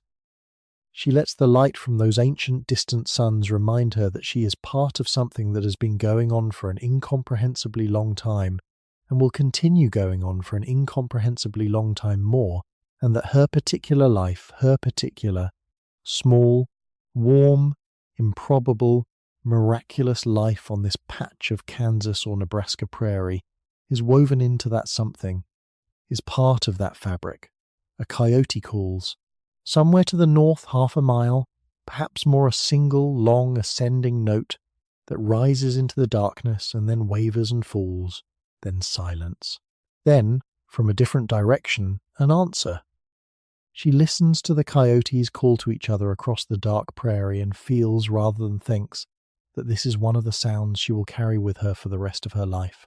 That decades from now, wherever she is, whatever has become of this homestead, whatever shape her life has taken, by then she will hear a coyote call in the distance and be returned, instantly and completely, to this moment, this step, this cold, this sky, this particular quality of being alive. The stars wheel overhead, indifferent and generous. She does not know the names of all of them. She knows the ones that were taught to her in childhood, the familiar northern constellations, the ones that sailors and farmers and travellers have been navigating by for thousands of years. She can find the North Star without effort, that steady, reliable point of light that does not rise or set but simply stays, fixed in the northern sky, the one thing in all the wheeling heavens that does not move. She finds it now, from habit, from the deep navigational instinct of someone who has learned to pay attention to where she is in the world. She is here. She knows exactly where she is. Fixed like the North Star, in her own small way, to this piece of ground. The cold is beginning to reach her in earnest, now working its way through the shawl, pressing at her ears and the backs of her hands. The lamp inside is visible through the window, a warm, steady amber glow that is the most welcoming thing she has ever seen. She takes one last look at the stars, one last, long, grateful look. Then she turns toward the door. The warmth takes her back in. She closes the door softly behind her, so softly, because the children are sleeping, and leans against it for just a moment, feeling the solid wood at her back and the warm air against her face, feeling the transition from outside to inside settle through her body like a deep and satisfying exhale. The lamp burns steadily on the table. Her mending basket is there, beside it the needles and thread, and the small pile of things that need attention, waiting patiently as mending always waits, as small necessary work always waits. For the quiet hours after the household is asleep, she sits down, she reaches into the basket, and the lamplight hours begin. Rest now, my dear friend. The children are sleeping, the stars are out, the coyotes are calling across the dark prairie to one another in their ancient, lonely, beautiful language. And you are warm, you are safe. You are held in this quiet evening like a candle flame held in cupped hands, small and bright and perfectly protected from the wind. Let your eyes be heavy, let the dark be soft, let the night do what the night was made for. There is a particular quality to the silence of a house after the children have gone to sleep. It is not the same silence as an empty house, not the same silence as a house that has never been filled. It is a silence that knows what it contains, that holds, in its very texture, the warm breathing presence of sleeping people. It is a silence with weight to it, with depth, a silence that feels, if you are paying attention, almost like a kind of fullness rather than an absence. She feels it now, sitting at the table with her mending basket open before her, the lamp burning steadily at her left elbow. She feels the particular quality of this silence settle around her like a garment she has put on many times before. She knows this silence. She knows its specific texture on a cold October night, when the wind is gentle against the walls and the fire has settled into its long, slow, overnight burn and the children are newly asleep, and the whole cabin is breathing with a deep, unified rhythm that is almost, if you let yourself hear it that way, like the breathing of a single, large and contented creature. She reaches into the mending basket. The first thing her fingers find is a shirt. Her husband's work shirt, the heavier of his two, the one he wears for the most demanding outdoor work, the one that has therefore accumulated the most evidence of that work in its fabric. There is a tear at the right elbow, perhaps 2 inches long, where the sleeve met something, a fence post, a rough edge of wood, the corner of the barn door with more force than the fabric could politely absorb. The tear is clean on one side and ragged on the other, and it will require a careful, patient repair, not a quick darning, but an actual piece and stitch job, the kind that takes time and attention, and the particular small skill of making a repair that is strong enough to last, and neat enough not to embarrass. She holds the shirt up to the lamp, examines the tear, turns the fabric slightly to see how the threads have pulled, which direction the grain of the weave is running, where the repair will need to begin and end to have the best chance of holding. Then she picks up her needle. The needle is a small thing, unremarkable to any eye but hers, a standard sewing needle, steel, slightly worn at the eye from the passage of so many threads through it over so many evenings. But she has had this needle for several years now, and in the way of tools that have been faithfully used over a long time, it has become in some small way an extension of her hand. She knows its weight, though. Weight is almost the wrong word for something so small, something whose heaviness is more a quality of presence than of mass. She knows the way it moves through different fabrics. She knows, from long practice, exactly how much force a particular weight of thread and a particular weave of cloth will require from the needle's point, and she applies exactly that force, no more, no less, with the unconscious accuracy of someone whose hands have learned something her mind no longer needs to supervise. She threads the needle. This is a ritual in itself, the small ceremony of threading a needle by lamplight. She holds the thread between her left thumb and forefinger, bringing the cut end to a slight point with a tiny, precise lick of her tongue, a gesture so habitual it is below the level of conscious thought, and then she brings it to the needle's eye, held up against the lamp's light, and in one smooth, unhurried motion threads it through. First try, as almost always, she has been threading needles since she was 5 years old, sitting beside her mother at a table very like this one, in a house very far from here, learning the particular patience that needlework requires. Her mother's hands had been like hers, strong and slightly roughened, capable of delicacy when delicacy was called for, capable of strength when strength was required. She thinks of her mother's hands sometimes, when she is sewing. She thinks of them now. She draws the thread through to an equal length on both sides, ties the knot at the end, brings the needle to the fabric, and begins. Rest easy now, my friend. You are warm, and the lamp is burning, and the needle is moving through the cloth with that soft rhythmic whisper. Nothing is required of you. Just let yourself drift, slow and easy, in the warmth of this lamplight hour. The history of needlework on the American frontier is, like so much of the history of frontier women, a history that lived primarily in the hands and only secondarily in the written record. But the written record that does exist, the diaries, the letters, the occasional account book, makes clear that sewing, mending, and textile work generally occupied an enormous portion of a frontier woman's time and energy. Estimates from historians who have studied the domestic economy of the 1870s homestead suggest that a woman might spend anywhere from 2 to 4 hours a day on textile-related work, spinning, weaving, cutting, sewing, mending, knitting, when the full scope of the household's clothing and linen needs is taken into account. This was not optional work. Ready-made clothing existed in this era, and was available from mail-order catalogues and the occasional dry goods store in the nearest town. But for most frontier families, the cost of ready-made goods was significant, and the distances involved in obtaining them were considerable.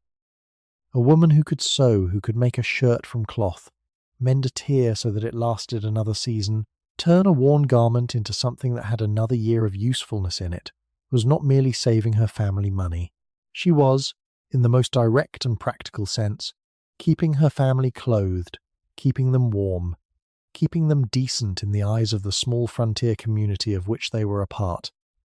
And yet within this entirely practical, entirely necessary work, there was also something else.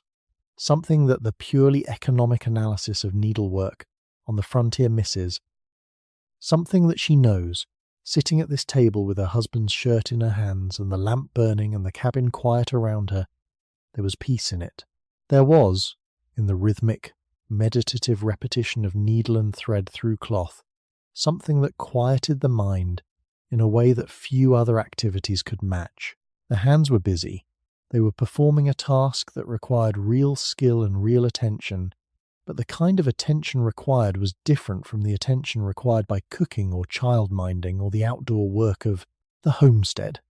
It was a narrower attention, a more focused attention, an attention directed entirely at the small, bright, immediate world of thread and fabric and light, while the larger, more complicated world of worries and uncertainties and long-range anxieties was gently, temporarily, set aside. The needle goes in, the needle comes through. The thread pulls to its proper tightness, not too tight, which would pucker the fabric, not too loose, which would leave a weak seam. Just right, the exact right tension, applied with the exact right consistency, stitch after stitch after stitch.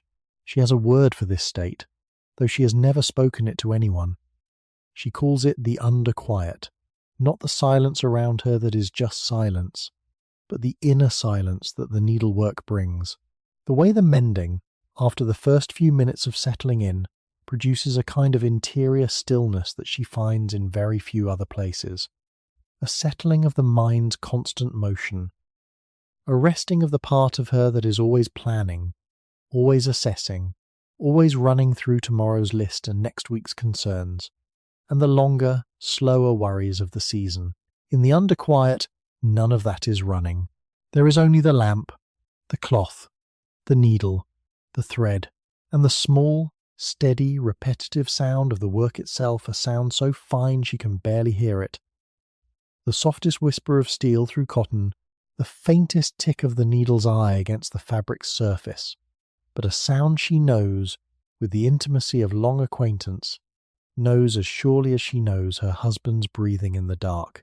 The tear is more than halfway repaired now.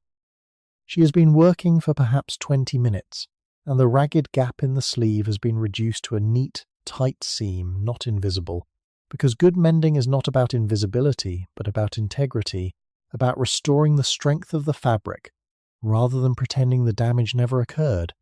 The repair is visible if you look for it, but it is strong. It will hold. She turns the sleeve slightly in her hands, examining her work in the lamplight, pulls gently at the seam to test it. It holds. She feels the small, clean satisfaction of a thing done well. That particular, uncomplicated pleasure of competent work, work that was needed, work that was done correctly, work that will now do its job reliably and without further attention, until the next time the fabric meets the world, with more enthusiasm than the fabric can sustain. She completes the last few stitches, ties off the thread with a small, sure knot, snips the excess with the small scissors she keeps in the basket, sets the shirt aside, reaches back into the basket. There is more. There is always more: a stocking with a worn heel, a child's dress with a hem that has come unstitched along one side, a length of cotton that needs to be hemmed before it becomes a pillowcase. The basket is never empty. This is one of the things she has made her peace with, not fully, not without the occasional small surge of weariness when she looks at the basket and sees how much it contains, but substantially, mostly. She has made peace with the fact that the mending basket is a permanent feature of her life, that it will be full when she dies, that it has been full since before she was born, that the women before her had mending baskets just like this one, and the women after her will too. It is not a problem to be solved. It is simply the ongoing, necessary, quietly dignified work of keeping things whole. She picks up the child's dress. The hem is a simple repair. The thread has simply given way along a 6-inch section, the fabric itself perfectly sound, needing only to be folded back to its proper line and stitched again.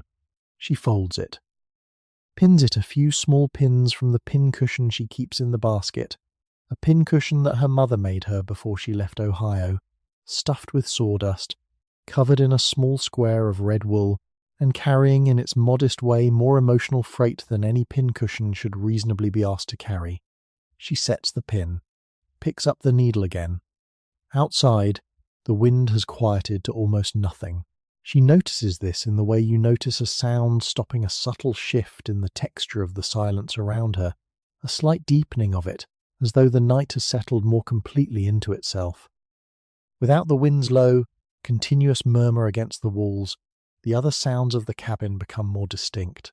The fire, now deep in its long burn phase, makes almost no sound, just the faintest, most occasional whisper of settling ash, a sound like a breath taken in sleep. The lamp flame is steady. She can hear its faint hiss, though hiss is too strong a word, too active, for a sound this delicate. More like a presence than a sound, more like the audible proof of light. And her husband's breathing. He is in the chair by the fire. She can see him from where she sits, his profile to her, his head tipped slightly back against the chair's high back, his hands loose in his lap. He fell asleep perhaps 10 minutes ago.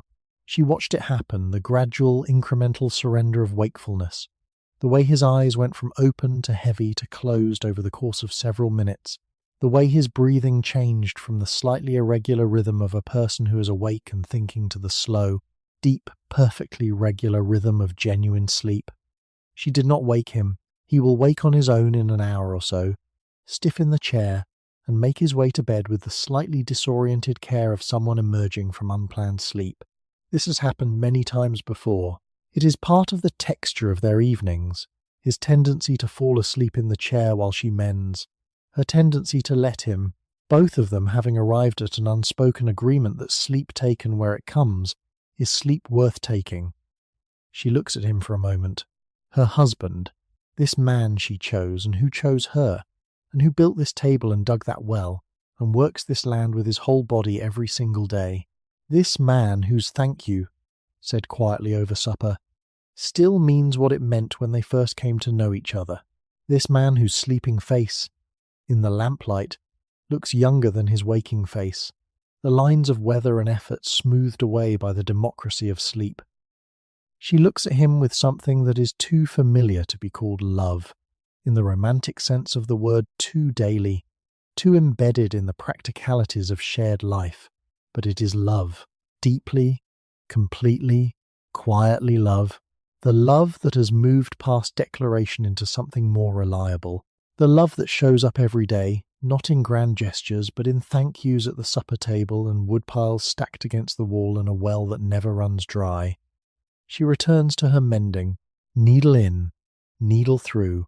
The lamp burns on, the underquiet holds, and the cabin breathes around her, slow and warm and steadily, faithfully alive. Rest now, my dearest friend. Let the lamplight be soft on your closed eyes. Let the needle's rhythm be the rhythm of your breathing, slow and even and sure. You are warm, you are safe. The night is deep and quiet and kind. Just drift now. Just let yourself go. The child's dress is finished.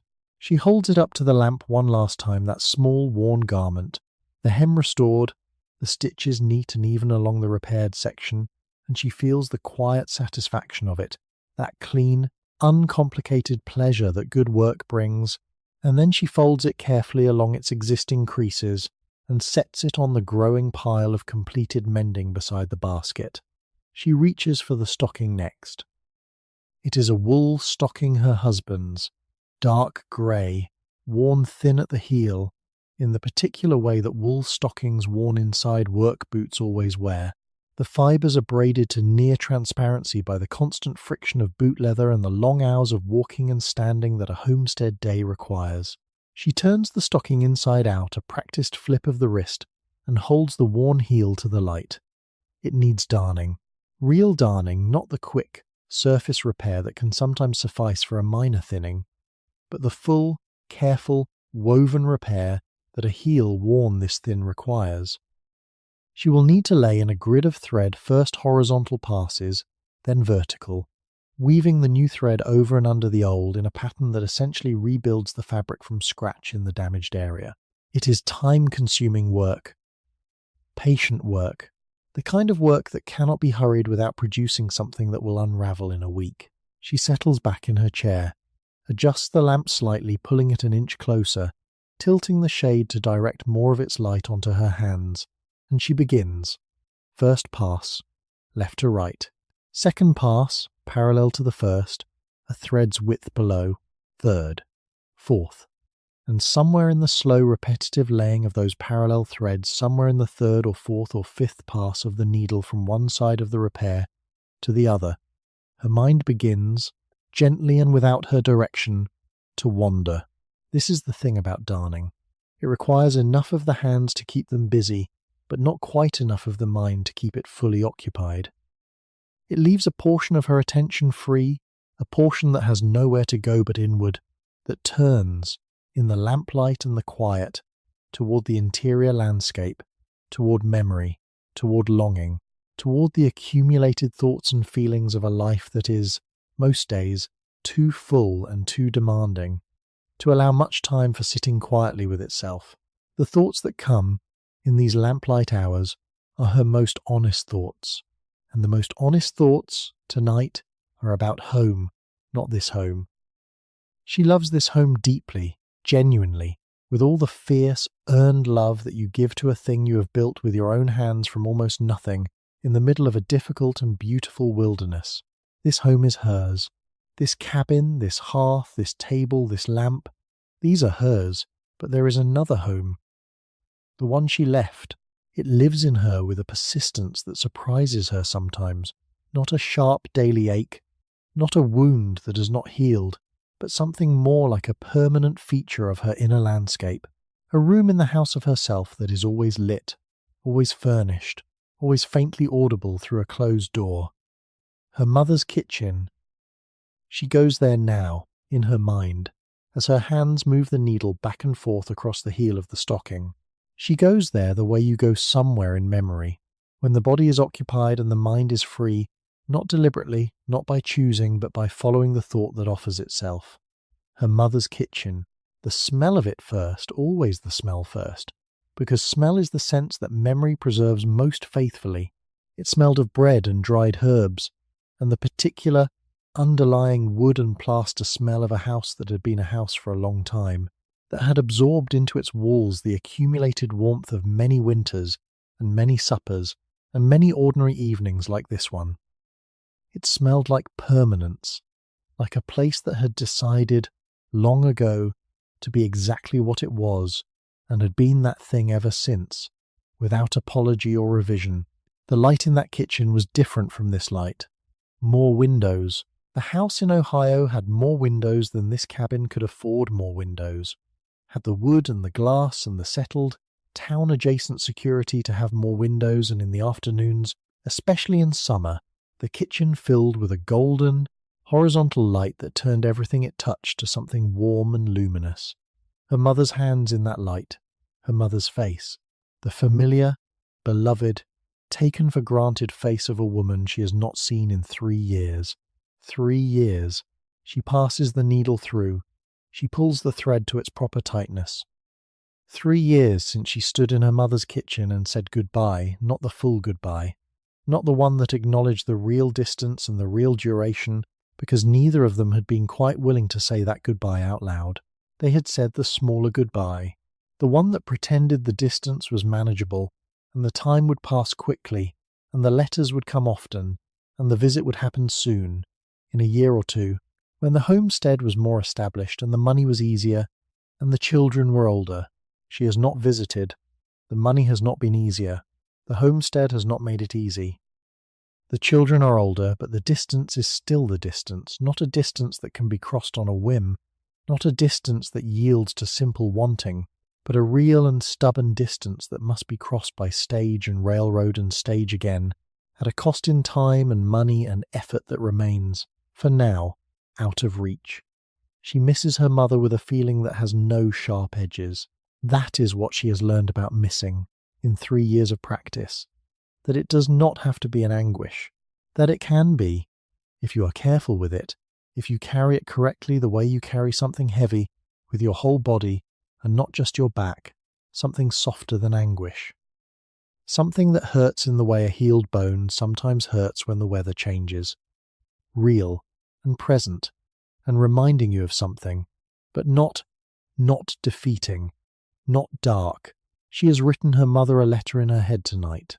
She does this, sometimes composes letters in her mind, during the mending hours, letters she may or may not actually write down and send, letters that are partly communication and partly something more private, more interior, letters that are really a way of talking to someone she cannot talk to, across the 3 years and the hundreds of miles, across the silence that the distance imposes. The letter she is writing tonight goes something like this.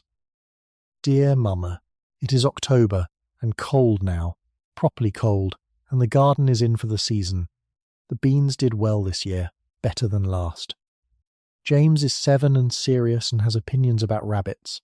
Clara sleeps like she was made for it, which I think she was. William is well. His back troubles him some in the cold mornings, but he does not complain about it. You know how he is. The claim looks good. The grass came back strong after the dry spell in August. We are all right. We are genuinely, honestly all right. I think about your kitchen. I think about the smell of your bread.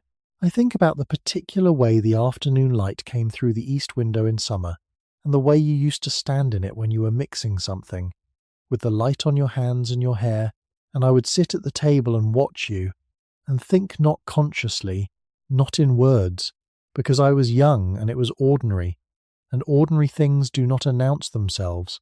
I would think, this is safety. This is what safety feels like. I am making that for my children here. I want you to know that. I want you to know that the thing you made for me, that feeling, that particular quality of safe and warm and held, I am making it here, in this small cabin on this enormous prairie, by the same means you made it.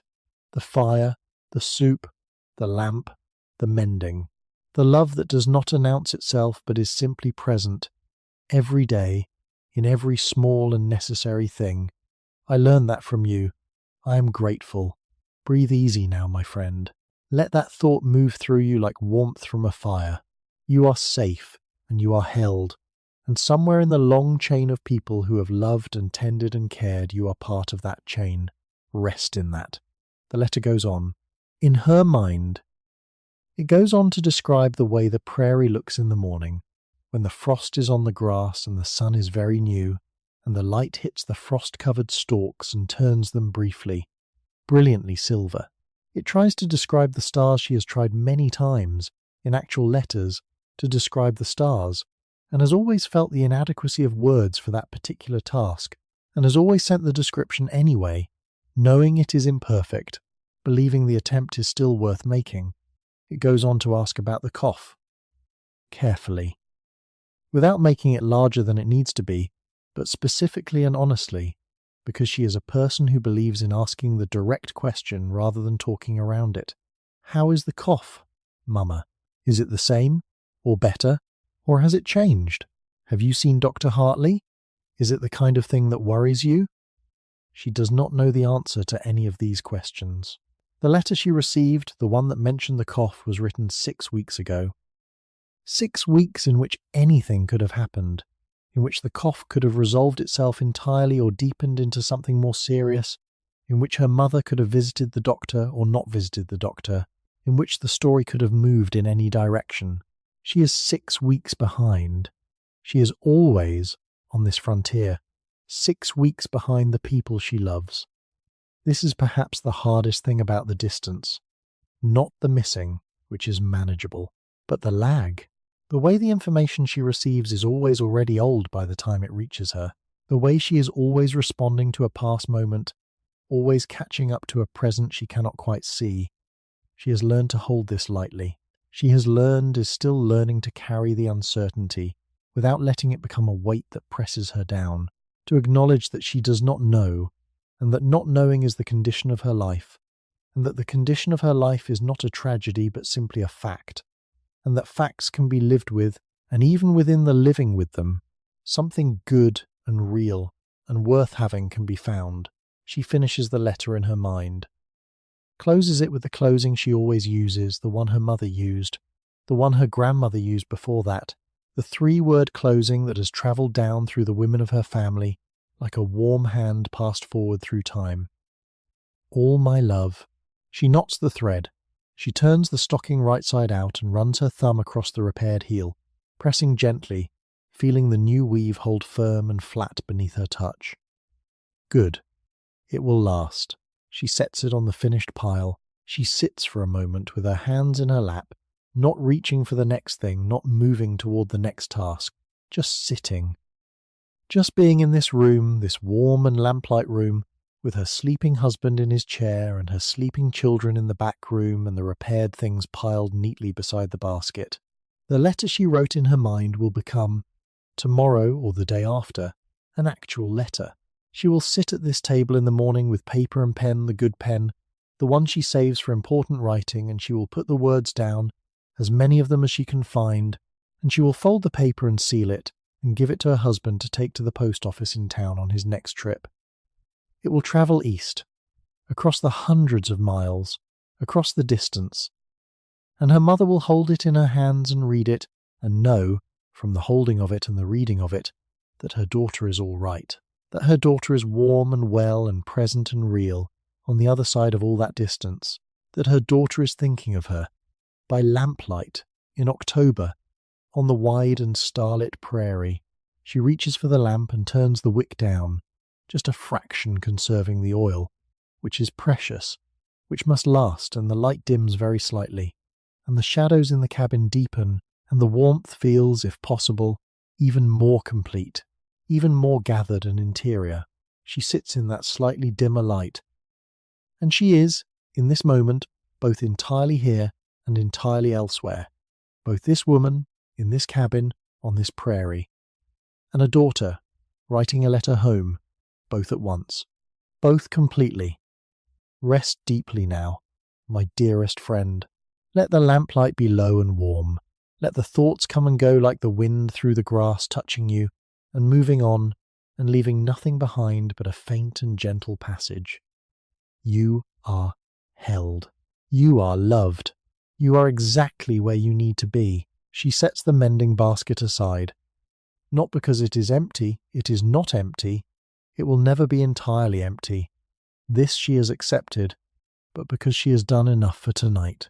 Because the hour is late enough that continuing past this point would be taking something from tomorrow rather than giving something to today.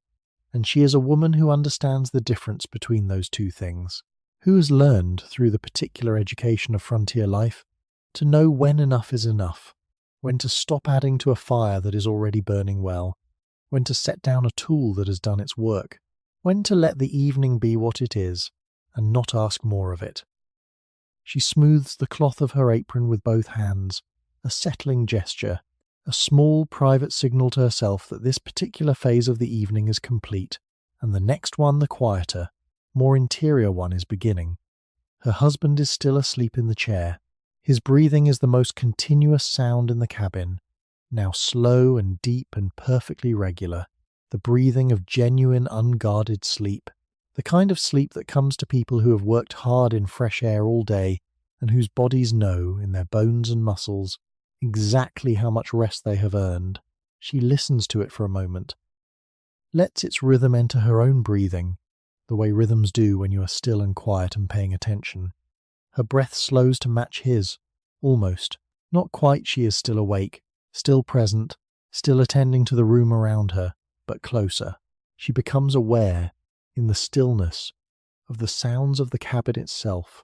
This is something that happens to her sometimes in these late, quiet hours, a shift in attention, a widening of perception that allows her to hear the building around her as a thing with its own voice, its own vocabulary of sound, its own way of communicating the state of the night and the weather and the slow structural life of wood and stone and iron in cold air.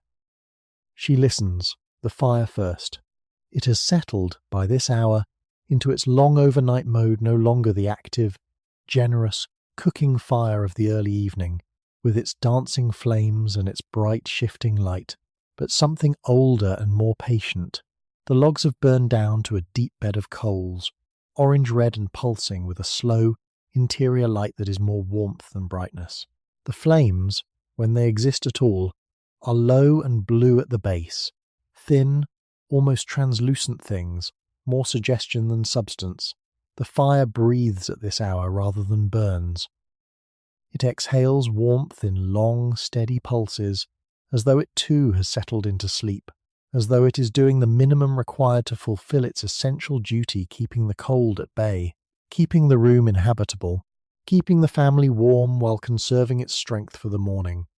The fire makes, at this stage, almost no sound, just the occasional minimal tick of a settling coal, a tiny crystalline sound, precise as a clock, random as thought, and every now and then, perhaps every few minutes, a faint whisper as a small section of ash shifts and collapses on itself, dropping a fraction of an inch, releasing a breath of warm air that rises and disperses into the room.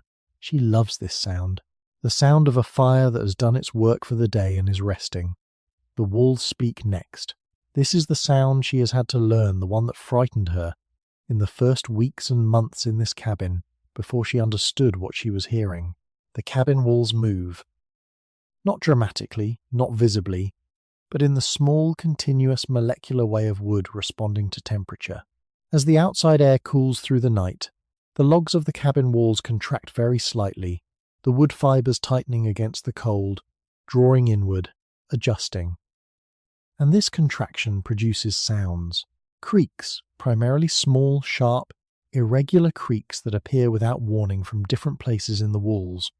A low, brief groan from the corner near the door, a sharper tick from the ceiling beam above the table, a soft, almost vocal sound from the wall behind the fireplace, where the temperature differential between the warm interior and the cold exterior is greatest, and where the wood does the most work. In those early months, these sounds woke her. She would lie in the dark, listening to the cabin creak and settle around her, and she would feel not quite fear, but something adjacent to fear, something that had to do with the strangeness of this new place, with the way the familiar sounds of her Ohio childhood were absent, and these unfamiliar sounds had replaced them with the particular vulnerability of lying in a small wooden structure in the middle of an enormous darkness. She does not feel that now. Now she hears the cabin's voice, the way she hears her husband's breathing, as comfort, as confirmation, as the reliable nightly communication of a structure that is doing what it was built to do, holding, standing, keeping the cold outside and the warmth inside, making the negotiation between the two with every fibre of its being, speaking its process in the only language it has. You are inside now, my friend.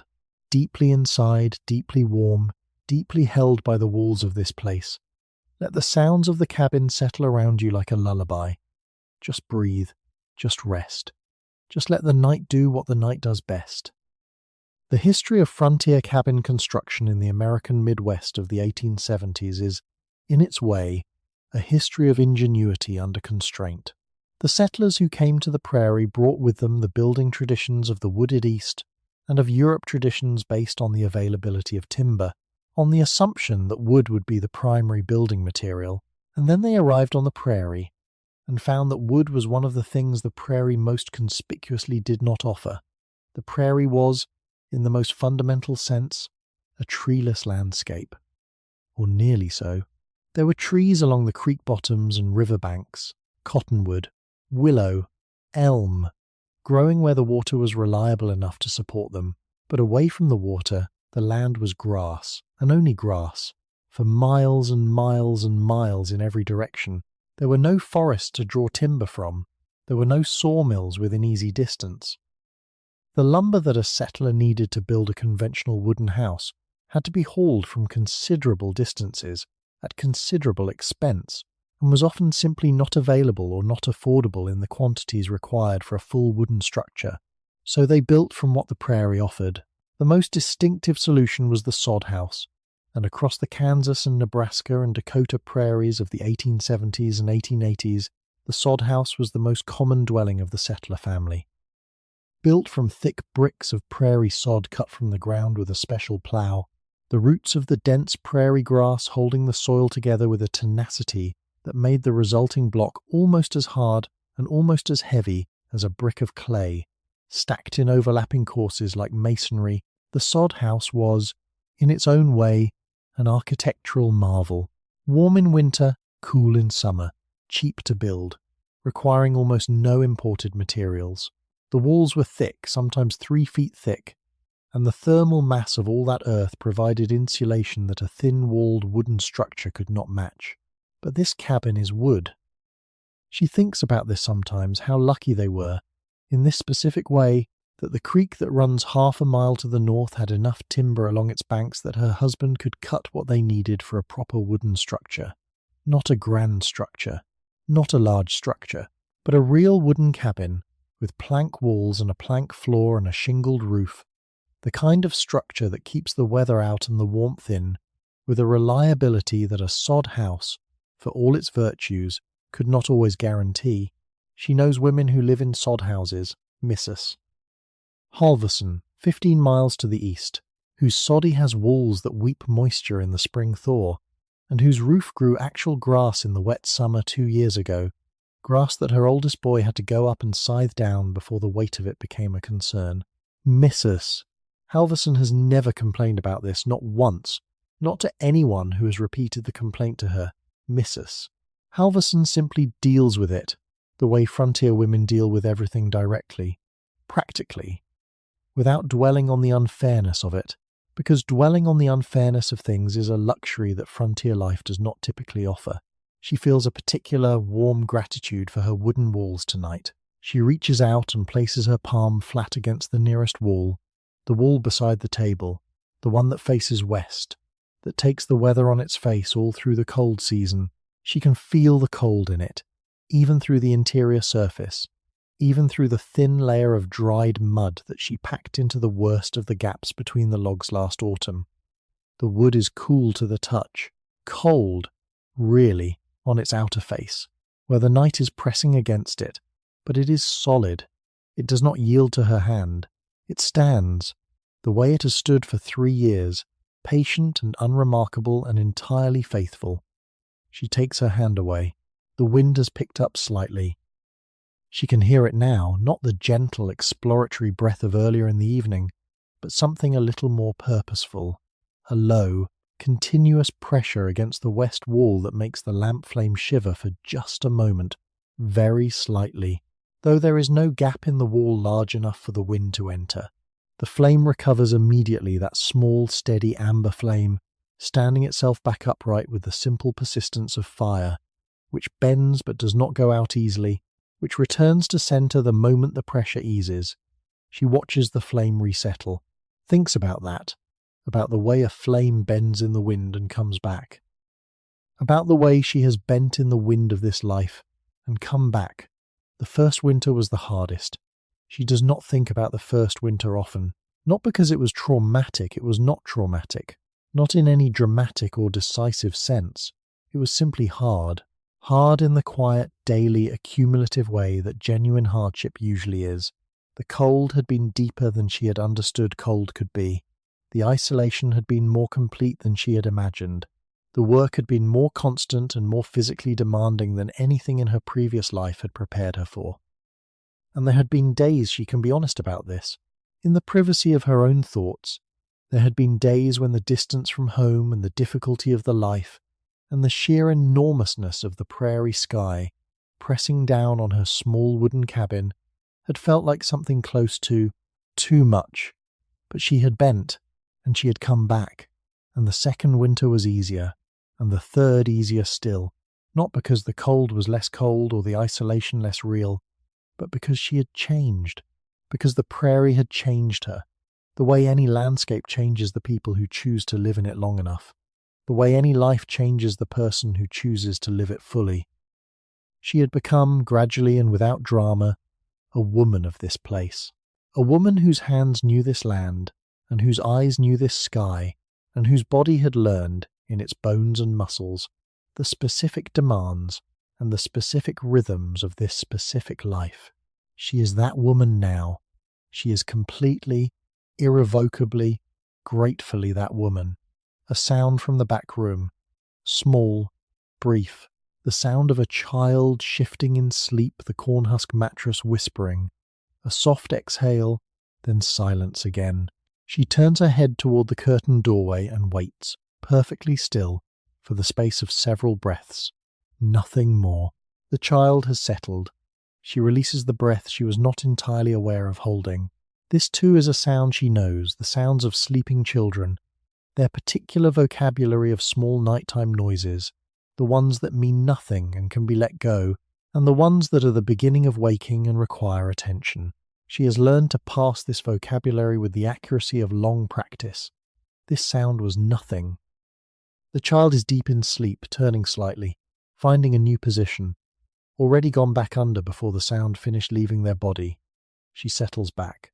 She becomes aware, again, of the room around her, the fire, the lamp, her husband's breathing, the walls making their small, cold night speech, the wind pressing gently at the west wall and releasing, pressing and releasing, a patient negotiation that will go on all night and that the walls will win as they always win, as they have won every night for 3 years.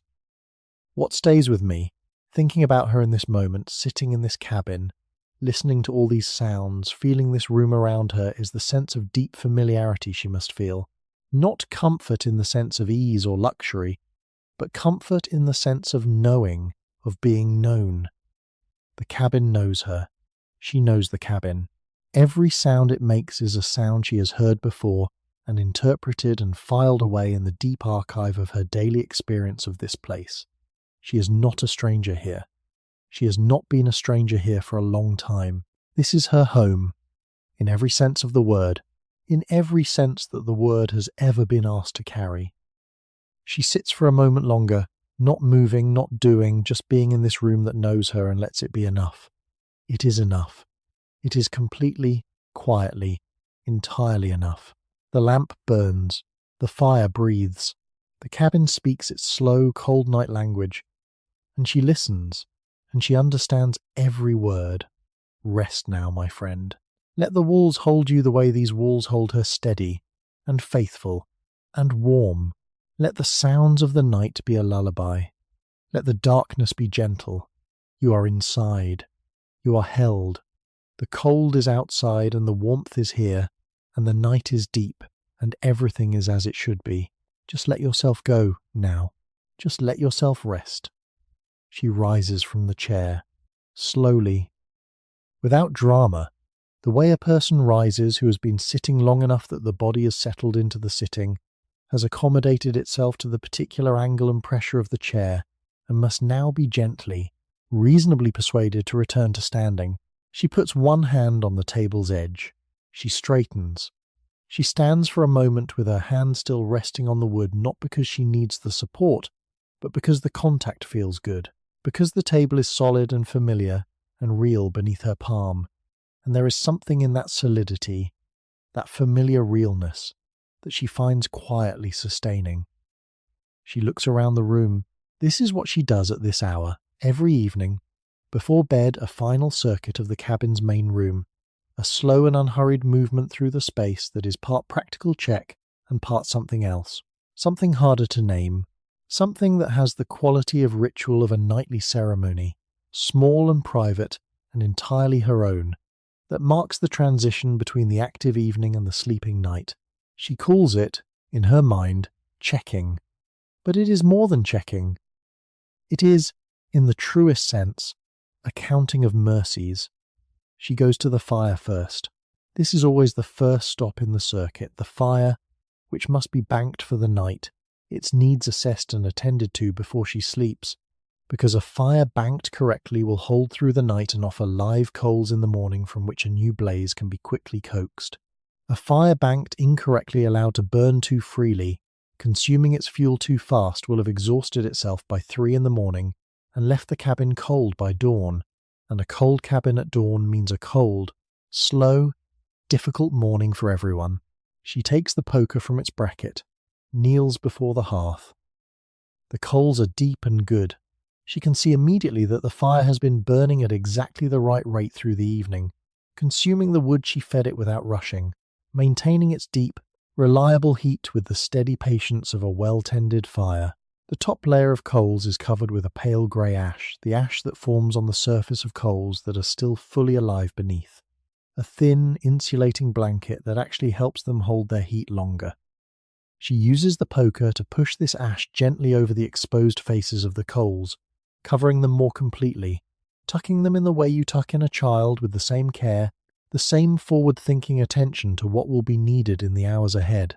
She adds one last piece of wood, smaller than the pieces she used for the evening fire, a piece specifically chosen for this purpose, dense enough to burn slowly, dry enough to catch from the coals without needing flame, small enough not to burn too freely. She places it at the back of the firebox, in the spot she has learned through trial and the patient error of cold mornings produces the best overnight burn. Not directly on the hottest coals, which would ignite it too fast. At the edge of them, where the heat is sufficient to catch and sustain but not sufficient to hurry. She watches for a moment, sees the edge of the new wood begin, very slowly, to darken. Good. It will catch. It will burn slowly through the night, and in the morning, when she comes to this hearth before dawn, she will find live coals waiting for her, patient and reliable, ready to be coaxed into the new day's fire. With a handful of fine kindling and a few careful breaths, she replaces the poker. She remains kneeling for just a moment, feeling the heat of the coals on her face, that dry, steady, radiating warmth. The warmth of something at its most essential, stripped of flame and light, but still entirely itself, still entirely doing what it is. She lets it warm her face, her closed eyes, the bridge of her nose. This is the first mercy she counts tonight. A good fire. A fire that will last. Let yourself be warm, my friend. Feel the warmth of those coals as though they are real, as though they are here, and in a way they are. In the way that all the warmth that has ever been offered, ever been tended, ever been passed forward through human hands across all the centuries, is here. You are the recipient of all of it. Rest in that warmth. You are safe. You are held. Nothing is required of you now but this soft and easy rest. She rises from the hearth, goes to the door. The latch is a simple wooden bar, a length of shaped wood that drops into a bracket on the inside of the door frame. The oldest and most reliable form of door fastening, requiring no hardware that cannot be made by hand from available materials. She checks it every night. Not because she has ever found it unlatched, she has never found it unlatched. Not once, in 3 years, but because the checking itself is part of the ritual. Because the act of closing her hand around the bar and feeling its solid, latched weight is itself a comfort, a nightly confirmation that the boundary between inside and outside is secure. The latch is set. She feels it, solid and certain, beneath her fingers. Second mercy. A latched door. A sealed boundary between the warmth and the cold, between the family and the night, between the small and the vast. She stands at the door for a moment longer than the checking requires, her hand still on the latch bar. Her forehead almost not quite, but almost touching the wood of the door itself. She can feel the cold of the outside through the door, a faint but definite chill emanating from the wood, reminding her of what is on the other side. The dark, the cold, the enormous, wide, windy, starlit prairie, the world in its full, indifferent, magnificent scale, and inside, behind her, the warmth, the sleeping children, the breathing husband, the banked fire, the cleaned bowls, the finished mending folded on the table, everything she has made, everything she has chosen. She takes her hand from the latch and turns back into the room. She goes to the window next. Not to open it, not at this temperature, not at this hour, just to check the glass, to make sure there are no gaps in the putty around the frame where cold air might be finding its way in, no frost forming on the interior surface that would indicate more heat loss than the cabin can afford. She leans close to the glass and peers at its edges. She can feel when her face is this close, the cold that radiates from it, the window being the thinnest, most thermally vulnerable part of the cabin wall, the place where the outside most directly impresses itself on the inside. The putty is good. She repacked it herself last month, on a dry afternoon when the temperature was mild enough for the putty to set properly, working it into the gaps around the frame with a flat stick, smoothing it flush with the wood, leaving it to cure in the pale autumn sun. It is holding. No gaps, no drafts. Third mercy. The window holds. She looks through the glass, briefly, at the dark outside, at the prairie, barely visible, just the faintest differentiation between the dark of the earth and the slightly less dark of the sky, and above that, the stars, always the stars, out here. She can see 3 of them through this small wavy rectangle of glass, just 3 in the portion of sky the window frames. But she knows the rest are there, the whole impossible multitude of them, arcing overhead in their ancient and indifferent abundance. She moves away from the window. She goes to the shelf where the food is kept. Not the root cellar, she will not open that tonight. It is outside, below a wooden hatch in the ground near the east wall, and going to it would mean putting on the shawl and going into the cold, and the cold has been enough for tonight. But the shelf inside, where the daily supplies are kept, the flour in its covered tin, the salt in a small ceramic crock with a fitted lid, the dried beans in their jar, the cornmeal in its bag, the last of the butter on its plate covered with a clean cloth. She does not open or handle any of these things. She simply looks at them. She simply quietly registers that they are there. Flour, salt, beans, cornmeal, butter. These are not large quantities. They are not, by any standard of comfortable modern life, anything resembling abundance. But they are enough. They are the specific, particular, daily life-sustaining enough of a household that has been careful and has been lucky. Lucky with the harvest, lucky with the weather, lucky with the well, lucky in the 10,000 small ways that frontier life required you to be lucky in order to make it through a season intact. She counts them. Not literally, she knows these quantities well enough not to need to count, but she registers them. She holds them in her attention for a moment and lets the fact of them settle into her. Fourth mercy, enough food. Enough to see the family through the days ahead. Enough to reach the next town trip. Enough to reach the next season. Enough. She moves her eyes from the shelf. She turns toward the middle of the room.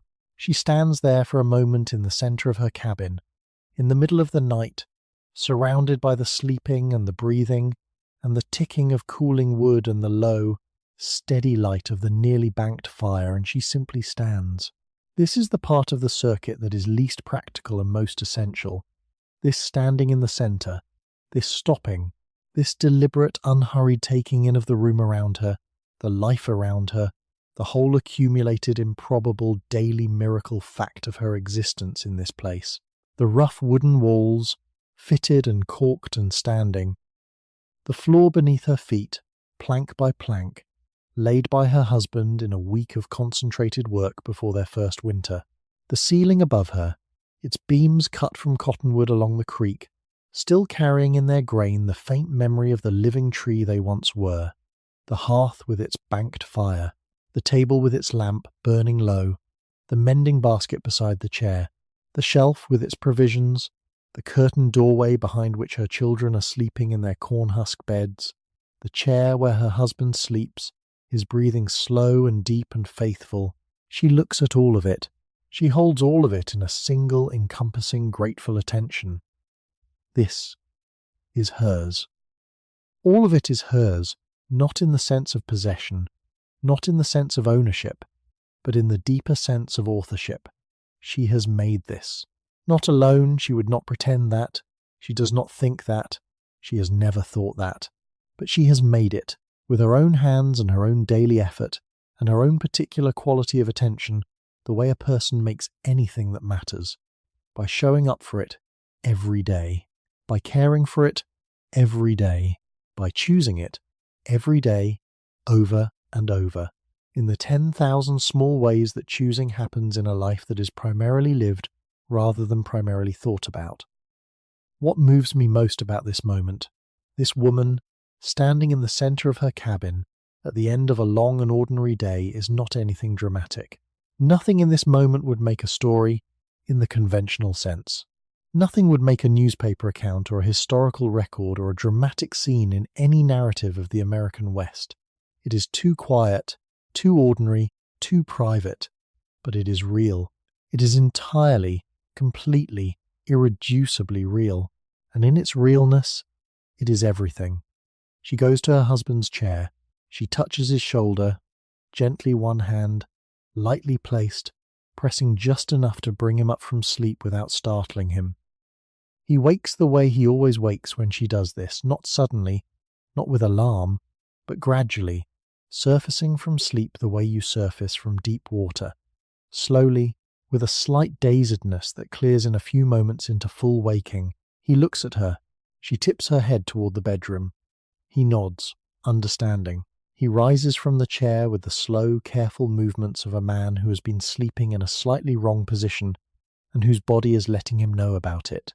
He stretches one arm, then the other, then his back, a quiet, private inventory of the day's accumulated physical record. He picks up the lamp. They move together to the back room, quietly, because the children are sleeping. The lamp makes their shadows move on the walls as they pass through the curtained doorway, two large, soft shadows, briefly overlapping, moving into the dark of the sleeping room. Fifth mercy, a person to walk beside, a person whose shadow crosses yours at the end of the day. She pulls back the quilts. She climbs into the bed. She feels the corn husk mattress shift and whisper beneath her, settling to her weight, the husks redistributing themselves in the way they always do, finding the shape of her, accommodating her, the way a good bed of any kind accommodates the body it knows. Her husband sets the lamp on the small shelf beside the bed. He climbs in beside her. The warmth of another person, the specific, irreplaceable warmth of a body beside yours in a cold room, is immediate and complete. She feels it along her side, her shoulder, her hip. She turns slightly toward it the way a plant turns toward light, unconsciously, gratefully. He reaches for the lamp, turns it down. The light dims and goes out. The room becomes dark, truly dark, the deep and velvety dark of a room with no light source on a prairie far from any town. But it is not frightening dark. It is resting dark. The dark that the body knows is the right dark for sleeping. The dark that the mind, tired and satisfied, welcomes with something close to relief. She closes her eyes. She breathes. In and out. In and out. The fire is banked. The door is latched. The children are sleeping. The provisions are on the shelf. The window holds against the cold. 5 mercies, counted, and beyond them uncountable really, if she let herself begin the rest. The morning that will come. The well that will hold water. The grass that will grow back in spring. The letters that will arrive, and the letters that will be sent. The ordinary days ahead, full of work and weather and the small dailiness of a life being lived on the very edge of the known world, with the whole enormous, indifferent, magnificent prairie for a neighbour. She does not count all of these. She simply holds them. The way you hold something precious loosely, without gripping, trusting it to stay. The wind moves outside, the cabin breathes, and she sinks, slowly, gratefully, completely, into the warm dark, into rest. Let yourself sink too, my friend. Right now, wherever you are, let yourself sink. You have done enough today. You have been enough today. The mercies of your own life, however quiet they are real, and they are yours. Let yourself rest inside them, the way she rests inside hers. Warm, safe, held. The night is deep and good. Just let yourself go. The dark is complete now. Not the dark of a moment ago, the dark of a lamp just extinguished, which still carries in it the memory of light, a faint warmth on the retina, a residual brightness that the eye holds for a few seconds before it surrenders. That dark is already gone. This is the dark that comes after, the dark that has settled in fully, that has claimed the room entirely, that rests in every corner and along every surface with the quiet, unhurried authority of something that was always here, that was simply waiting for the light to finish. She lies in it, eyes closed. Or eyes open, it makes no difference at this hour, in this room, on this dark prairie far from any competing light. The darkness is the same either way. Complete, encompassing, soft. She is not asleep yet. She is in that particular, exquisite threshold between waking and sleeping, that narrow, luminous corridor that exists for a few minutes at the end of every day, the place where the body has already let go, but the mind is still faintly, distantly present, still aware of the room, of the dark, of the weight of the quilts, of the warmth of her husband beside her. Still capable of thought, though the thoughts are looser now, less structured, moving with the floating quality of thoughts that are no longer being supervised. She notices, from this threshold, the sounds of the night.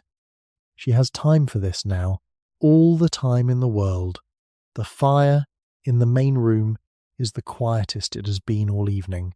She can hear it just barely through the curtained doorway, through the darkness and the distance of the 2 rooms.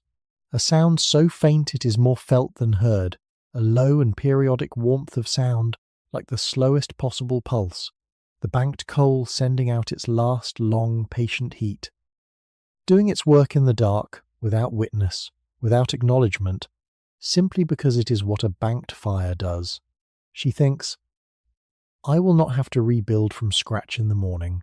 This is not, at first glance, a romantic thought, but I find it quietly wonderful the way practical thoughts and deep contentment can be the same thought, on the frontier, in the dark, the way the knowledge that the fire will hold through the night is not separate from peace, but is peace, is a specific, embodied, real form of the thing that philosophers and poets spend their careers trying to describe in more elevated language. The fire will hold, therefore all is well. She hears the wind. It has continued its slight increase from earlier, nothing alarming, nothing that speaks of a serious weather change, but enough that the sound against the west wall is now continuous and audible from the bedroom, a low, unbroken note, wavering very slightly in pitch as the wind's speed fluctuates stronger for a few seconds, then gentling, then stronger again, a breathing quality, as though the wind itself is in some vast respiratory cycle, drawing back and then releasing. She knows this sound so well, 3 years of nights on this prairie, and she has heard the wind against these walls on every one of them every single night, in every season, in every mood the weather can produce. She has heard it gentle, as it is tonight, a barely there whisper that is more texture than sound. She has heard it moderate, a steady, purposeful push that sets the cabin creaking and makes the fire draw extra hard in the chimney.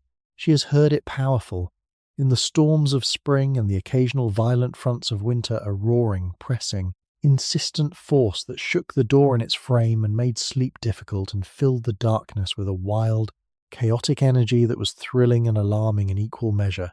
Tonight, it is gentle. Tonight it is simply the prairie, breathing. She lets the sound move through her, not resisting it, not turning away from it, but receiving it the way you receive something that belongs to the place you live. The way you receive birdsong in the morning, or rain on a roof, or the distant sound of a creek you have passed many times, with the particular ease of familiarity, with something close to affection. This wind, this specific, local, particular wind of the Kansas or Nebraska or Dakota prairie, with its specific temperature and its specific smell and its specific way of moving through the specific grasses of this specific piece of ground, she knows it. It knows her. Breathe easy now, my friend.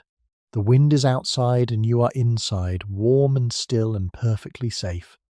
Let the sound of it be the sound of the world going on without needing anything from you. Let it carry you gently down.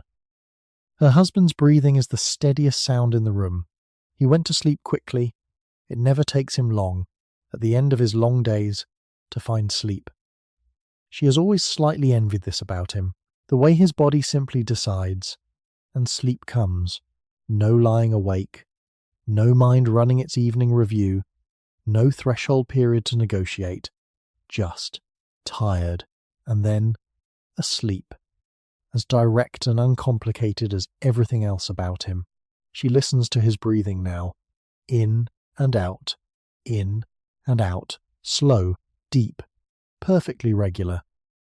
The breathing of a man whose body is doing serious repair work, rebuilding the muscle fibers that the day's labor has stressed and spent, restoring the energy reserves that the hard physical work of a homestead requires, tending the whole, remarkable, quietly miraculous machinery of a working human body. She has listened to this breathing for years. She could describe it in the dark with her eyes closed, the specific rhythm of it, the specific depth of it, the occasional small variation when he shifts slightly in his sleep, the brief half-second interruption when he swallows, the longer exhale that comes every few breaths, the sound of a man completely, unreservedly surrendered to rest. It is one of the most comforting sounds she knows. She lets it be what it is. She lets it be the rhythm that her own breathing moves toward, in the way of bodies that are close together in the dark, in the way that rhythms align when there is no reason to resist them. Her breathing slows, just slightly, just a degree, moving toward his. The children are silent, not the silence of absence, not the silence of an empty room, the silence of sleeping children, which has its own specific quality, its own particular weight. She cannot hear them from here. They are too quiet, too deep in their sleep, and the distance between the rooms is too great. But she knows they are there. Ah, she knows the specific location of each small body in the dark of the back room, the girl on the west wall, the boy on the east, tucked under their quilts, breathing in the slow, full, completely trusting way of children who have never had any reason to doubt that the world will be there when they wake up. She holds this knowledge in her chest. The knowledge of where her children are. This is one of the things that no one tells you before you become a parent, that you will develop this particular physical, spatial awareness of your children's location, that you will know, even in the dark, even from another room, even in the middle of the night, exactly where they are. That this knowing will be not just a mental fact, but a bodily one, something felt rather than thought, a kind of internal compass that points always toward the small, warm bodies of the people you are responsible for. She knows where they are. They are safe. This is enough. The cabin settles around her. She has been listening to it all evening, its language of creaks and whispers and the small structural vocabulary of wood in cold air. But from this horizontal position, from this bed, from this threshold between waking and sleeping, it sounds different, more intimate somehow, more surrounding, as though she is inside the sound now rather than simply beside it. A creak from the west wall, a gentle, brief sound, not alarming, not the sound of something straining or failing, just the sound of wood doing what wood does in the cold, contracting very slightly, adjusting, settling into the night's temperature. She has heard this particular creak before.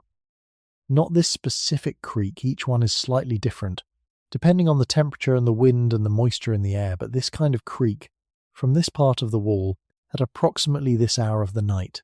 She knows it the way she knows the footstep sounds of each of her family members by its specific quality, its specific location, its specific meaning. The wall is fine, the cabin is fine, everything is, as it has always been and will be. The creak subsides, the silence refills. She is very close to sleep now. She can feel it, that characteristic dissolution of the boundary between self and surroundings, that softening of the line between what is her and what is simply the dark room around her. Her thoughts have lost their edges. They are still present. She is still, in some minimal sense, thinking, but the thoughts are soft-edged now, blurring into each other the way images blur when you let your eyes go unfocused. The fire, her mother's kitchen, the garden, dark and resting, the stars, the stocking, repaired, the children's faces, the beans in their jar on the shelf. These thoughts are not connected by logic or intention. They drift past each other the way things drift in water, not going anywhere, not building toward anything, not requiring anything of her, except the lightest, most passive kind of attention. She does not chase them. She does not hold on to any of them. She simply lets them pass, the way she has learned to let the prairie wind pass, receiving them and releasing them, and finding in the releasing something close to freedom, something close to peace. The fire breathes in the other room, one long, slow exhale of warmth, pulsing gently through the curtained doorway. The wind moves along the wall. Her husband breathes. The cabin holds. And outside, vast and silent and entirely itself, stretching to the horizon in every direction, stretching beyond the horizon, stretching to the edge of a continent, and then to the edge of an ocean, and then on, into the immeasurable dark and distance of a world that is so much larger than any one life, and so much more enduring than any one moment. The prairie takes the night. It takes it completely. The dark settles over the grass like a hand placed gently over everything, like a long and tender covering over of the day. The grasses still move even now, even in the near dark. They are moving, the wind finding them in their millions and bending them, and releasing them in those long, slow waves that look, from above, like breathing. The stars burn on overhead those ancient, indifferent, magnificent points of light, unchanged by the small human drama unfolding in the small wooden cabin below them, unchanged by anything, burning as they have burned for billions of years and will burn for billions more. The coyotes have gone quiet, the hawks have been sleeping for hours, the mice in the grass, and there are thousands of them, tens of thousands. The prairie teems with small life that is invisible in the day and invisible in the dark, but is always there, always going about its urgent, small, essential business the mice have found. Their burrows, their hollows, their small and sheltered places, and they too are still. The whole prairie is still, or not still, never still, exactly. The wind is still moving, the grasses are still bending, the stars are still burning. But there is a quality to the nighttime prairie that is the closest thing to stillness that this land ever achieves. A gathering in, a drawing down, a collective, unconscious, beautiful decision made by every living thing in every direction to rest, to be quiet, to let the dark do what the dark is for. She is part of this. This woman, in her bed, in her cabin, on her claim, she is part of the stillness of the prairie at deep night. Her body is the cabin's warmth and the banked fire's patience, and the children's trusting sleep, and the wind's long, low, continuous speaking, all gathered together in one small, warm, breathing human form. She is the prairie, almost. In this moment, in this dark, on the edge of sleep, she is the prairie. Her breathing deepens. The last, faint, floating thoughts dissolve. The line between her and the dark, between her and the silence, between her and the enormous, patient, beautiful night, that line grows thinner, thinner, and then, so gently that there is no moment you could point to and say, there, that is when it happened. She sleeps. The fire holds its coals, the door holds the cold, the stars hold the sky, and the prairie holds everything, the cabin and the woman and the sleeping children and the husband and the banked fire and the cleaned bowls and the finished mending and the letter not yet written but already composed, already true, already on its way. The prairie holds all of it, the way it has always held everything that has ever lived on it. Gently, completely, without condition, without end. Rest now, my dearest friend. The prairie is holding you too, tonight. Not that prairie, exactly not those specific grasses and that specific dark, but the same enormous, patient something that the prairie is made of, the same vast and quiet and indifferent, and somehow deeply, mysteriously kind, something that has been holding living things through all their sleeping and their waking, through all their ordinary evenings and their extraordinary ones, through all the centuries of fires banked and doors latched and children tucked and mercies counted. It is holding you, right now, in this moment. You are warm, you are safe, you are held. Just let yourself go, now. Let yourself be carried.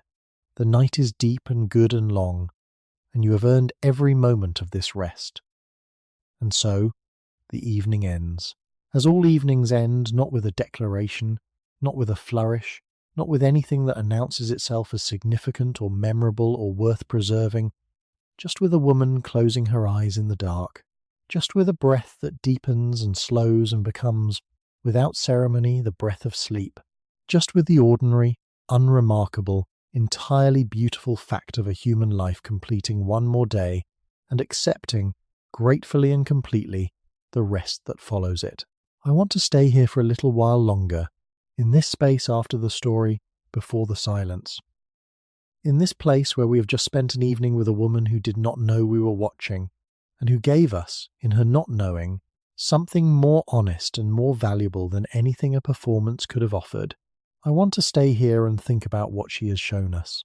What this evening, this single, ordinary, extraordinary evening on the American prairie, in the 1870s, in a small wooden cabin, in the middle of an enormous and whispering dark, what it means, what it carries, what it offers to us, here, in our own time, in our own dark, settling toward our own sleep. The first thing I keep coming back to is the hands, her hands. How much of this evening was held in them, how much knowledge, how much care, how much accumulated wisdom lived not in her mind but in the specific, practiced, quietly extraordinary capability of her hands. The way they read the fire, the way they held the ladle, the way they threaded the needle on the first try, without thought, without effort, because 10,000 previous threadings had moved the knowledge somewhere below the level of conscious effort and into the body itself, where it lived as capability rather than memory. We have a tendency, I think, to locate intelligence primarily in the mind, in the thinking, reasoning, verbal, abstract mind. We celebrate the knowledge that can be written down and explained and transmitted in language, and that knowledge is real, and it matters enormously. But there is another kind of knowledge, the knowledge that lives in the hands, in the body, in the slow accumulation of physical practice that is just as real, just as deep, and in many ways just as essential to the living of a full and functional human life. She had that knowledge in abundance, and watching her move through her evening, watching the hands that knew the fire, and the hands that knew the stocking, and the hands that knew exactly how to tuck a sleeping child without waking them, I find myself moved by it, genuinely moved, by the depth of capability that lived in one ordinary woman on one ordinary evening on the American frontier, by how much she knew, and how lightly she carried it, and how entirely invisible it was to the world that surrounded her, and to the history that came after. The second thing I keep returning to is the quality of her presence. She was there. That is the simplest and most profound thing I can say about her. Watching her through this evening, she was entirely, completely, unreservedly there, not waiting for something better to begin, not enduring the present in anticipation of a future that would be more comfortable, or more significant, or more worthy of her full attention, not distracted by the 10,000 things that pull our attention sideways in our own era, the screens and the notifications and the constant low-level noise of a world that never stops demanding to be looked at. Just there, at the fire, at the table, at the well, at the garden's edge, standing in the dark with the stars overhead and the wind in the grass. There. And I think this is one of the things that the frontier, for all its difficulty, for all its isolation and physical hardship and the genuine challenges of that life, one of the things it gave her, paradoxically, was this: the simplicity of the present moment, the inability to be anywhere else but where she was, because where she was all there was. There was no elsewhere to escape to, there was no screen to look at, no other life to compare hers to, no stream of other people's highlighted moments flowing past her, and making her own ordinary evening feel insufficient by comparison. There was just the evening, the fire, the soup, the mending, the stars, and she inhabited it fully. What would it mean? I find myself wondering what would it genuinely mean for us, in our own complicated and distracted era, to inhabit our evenings the way she inhabited hers. Not to copy the conditions, which we cannot and would not want to, not to romanticize the hardship which was real and which we should not pretend otherwise, but to bring to our own ordinary evenings something of the quality of attention she brought to hers, to be there, in the actual room, with the actual people, doing the actual work of our actual lives, with the full weight of our presence, to find, in the ordinary, the extraordinary that was always in it. I think she would have something to say to us about that. I think she would say it quietly, the way she said everything without drama, without lecture, without the particular self-consciousness of someone who knows they are delivering wisdom. She would just show us. She would just light the fire and make the soup and go to the well, and stand under the stars and mend the stocking and count the mercies and lie down in the dark. And in the showing, we would understand. The third thing, and this one moves me most, if I am honest, is the gratitude. The way she counted those mercies. Standing in the centre of her cabin at the end of the evening, turning slowly in the lamplight, holding each ordinary thing in her attention for a moment, before moving to the next, the fire, the door, the window, the provisions on the shelf, the person beside her. Not a dramatic gratitude, not the kind of gratitude that announces itself, that requires an audience, that needs to be expressed in elevated language or significant gesture. The quietest possible gratitude, the gratitude of someone who has known what it is to be without, who came west with uncertainty and found, against the odds and through real effort and with the grace of genuine luck, enough. The gratitude of someone who knows the difference between enough and not enough, who has felt that difference in her body, and who therefore cannot encounter enough without registering it consciously, deliberately, with full and genuine attention. What stays with me is that her gratitude was not abstract. It was not for life in general, or for blessings in general, or for the vague, ambient good fortune of simply being alive. It was specific. It was the fire. It was the door latch. It was the window putty. It was the beans in their jar. It was the warmth of another person's body beside hers in the cold dark. Specific mercies, counted carefully, one by one. There is, I think, a practice in this that we can carry away from her evening. Not as a self-improvement project, not as a technique, but as a simple and ancient human orientation toward the life we are actually living, the practice of noticing the specific things, the fire that held, the door that latched, the person who said thank you at the table, the child who smiled at the bowl of soup, the stocking, repaired, the letter, composed in the mind, already on its way, the specific, ordinary, irreplaceable mercies of a specific, ordinary, irreplaceable life. She knew how to see them. She showed us, tonight, how to see them. And then there is the prairie itself.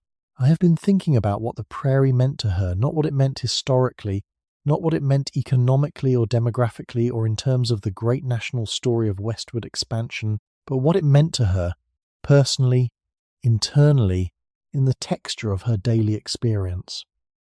And I think the prairie was for her the primary teacher.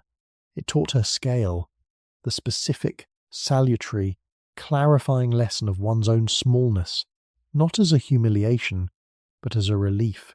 The way the enormous sky and the flat, endless land put human anxieties into a perspective that no amount of thinking could achieve, that required the actual presence of something vast and indifferent and magnificent. She went to the well in the dark and she stood under those stars and she was reminded, physically, in her body, that the universe was not organized around her worries, that it was organized around something much older and much larger and much more patient. And that she was part of that something. That reminder, received every evening in the cold and the dark, under 10,000 stars, that reminder kept her sane, kept her grounded, kept her able to return, again and again, to the small and necessary work of the cabin and the hearth and the family, because she had been reminded, again and again, that the small and necessary work was not diminished by the vastness around it, was in fact made more meaningful by it. Small things in a vast world are not less significant for the vastness. They are more so. A fire lit in a small cabin, in the middle of an enormous prairie, in the dark. That fire is not small. That fire is an act of extraordinary assertion. That fire says, here is warmth in all this cold. Here is light in all this dark. Here is a life being lived carefully and tenderly and with full attention in the middle of the indifferent and magnificent world. She knew this. She showed us this. I find this quietly, deeply comforting, and I think you do too, or you would not have come here, to this slow and gentle place, to spend an evening with a woman who lived 150 years ago in a cabin you will never visit, on a prairie you may never stand on, under stars that were hers and are also yours. You came here because something in you recognizes what she knew. Something in you knows that the ordinary, lived fully and with full attention, is not a lesser life. That the small mercies, counted carefully, add up to something more than their individual parts. That the fire that holds through the night is a kind of miracle. That the child who smiles at the soup is a kind of grace. That the hand that threads the needle on the first try, in the lamplight, with the underquiet settling in and the whole long day finally, gratefully releasing its hold, that hand is extraordinary. That woman is extraordinary. And so, in all the ways that matter, are you. Rest in that, my friend. Rest in the knowledge that your ordinary evening, whatever it held, whatever small fires you tended and whatever small mercies you counted, was not less than what it should have been. It was exactly what it was. And that is enough. That has always been enough. That will always be enough. The prairie is taking the night, out there in the dark somewhere, in the 1870s and in this very moment, simultaneously, because time is stranger and more generous than we usually allow it to be, and the things that were true are still true, and the warmth that was real is still real, and the woman who stood under those stars and felt herself held by something larger than her own life, she is still standing there, and she is holding a space for you, right next to her, in the dark and the cold and the starlight, a space that is warm and real and yours. Rest now. Rest deeply and well and long. The prairie is vast and the night is good, and you have done everything that needed doing today. It is enough. You are enough. Sleep. And so we leave her there, in the dark, in the warmth, in the deep and complete sleep of a woman who has earned her rest in every possible sense of the word with her hands and her attention, and her daily, faithful, quietly extraordinary presence in her own life.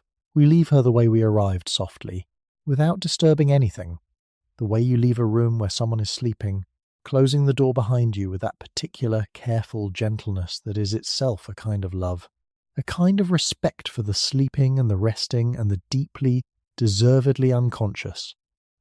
The fire will hold through the night, the door will hold the cold, the stars will hold the sky, and she will wake before dawn because she always does, because the morning fire will not build itself, and the day begins early on the frontier, and her body has learned, in 3 years of this life, to surface from sleep at the hour the day requires, without alarm or struggle, as naturally as the light comes. She will wake, and she will go to the hearth, and she will find the live coals waiting for her, patient and glowing, and she will coax them into the new day's fire, with a handful of fine kindling and a few careful breaths, and the day will begin again, as it always does, as it always has, as it always will, but that is tomorrow. Tonight is tonight, and tonight is ours, and tonight is already doing what it was made for, carrying you, gently and without effort, deeper and deeper into the warm and restful dark. I want you to feel that right now. Feel the weight of your body where it rests, the specific, real, entirely present weight of you. Your shoulders, your arms, your hands lying open and loose, your legs heavy and still. Feel the surface beneath you holding you, the way the earth always holds us, whether we are aware of it or not. Feel your breath, that slow, reliable, faithful breath, moving in and out without your direction, taking care of you the way it has taken care of you every moment of your life, every sleeping and every waking, every ordinary evening and every extraordinary one. You are held. Right now, in this moment, you are completely and entirely held by the bed beneath you, by the dark around you, by the breath inside you, by the enormous and patient and quietly magnificent fact of the world going on in all its complexity and beauty, while you, for these hours, are released from the obligation to participate in any of it. You can simply rest. You can simply be here, in the dark, held. What I hope you carry from tonight, not as a thought, not as an idea to remember and examine later, but as a feeling, something softer and more durable than thought, is this: the ordinary is enough. The fire that holds, the soup that is ready, the door that is latched, the hand in the dark beside yours, the stars overhead, whether you can see them or not, they are there, burning as they have always burned, indifferent and magnificent, and somehow, in their very indifference, deeply comforting. The ordinary is not the absence of meaning. The ordinary is where meaning lives.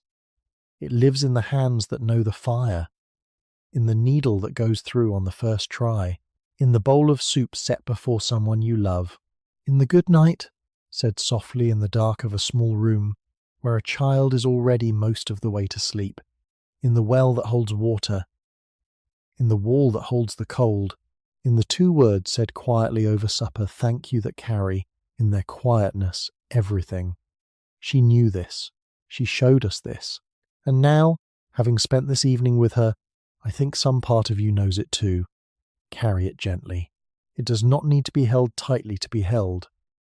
You are going to sleep now, not because I am telling you to, not because sleep is a task to be accomplished, but because your body is already most of the way there, and the only thing left is to stop resisting the current and let it carry you.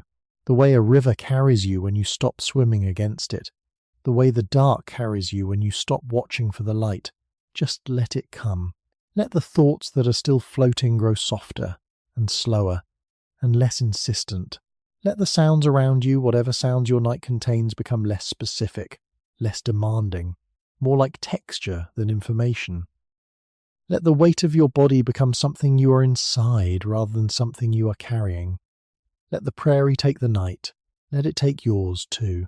Next time, my friend, I want to take you somewhere equally beautiful and equally far away.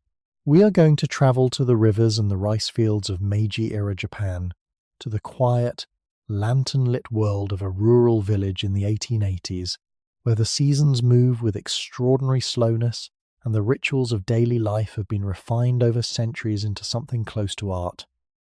We will follow one woman through the ceremonies of an autumn harvest evening, the washing of hands in cold water, the lighting of the paper lantern, the particular meditative silence of a house preparing for winter.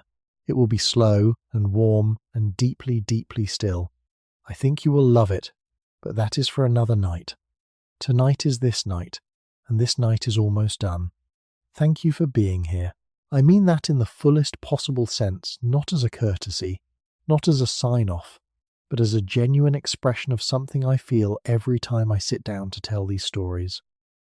That you chose to spend these hours here, in this slow and quiet place, with these ordinary and extraordinary people from the long-ago world that mean something to me. You are the reason these stories get told. You and your willingness to slow down, to listen, to let history arrive not as information but as feeling, as warmth, as the particular, irreplaceable comfort of knowing that people have always done this, have always lit their fires and made their soup and tucked their children in and stood under the stars and counted their mercies and lay down in the dark and rested, have always, at the end of every ordinary day, simply and bravely rested, as you are resting now. This is Sleepy History with Alan. I am Alan, and I will be here when you are ready, with another fire, another lamp, another quiet evening in another corner of the long and beautiful and endlessly human past. Until then, sleep well, my friend. Sleep deeply and warmly and long. You have earned it. Every bit of it. Good night.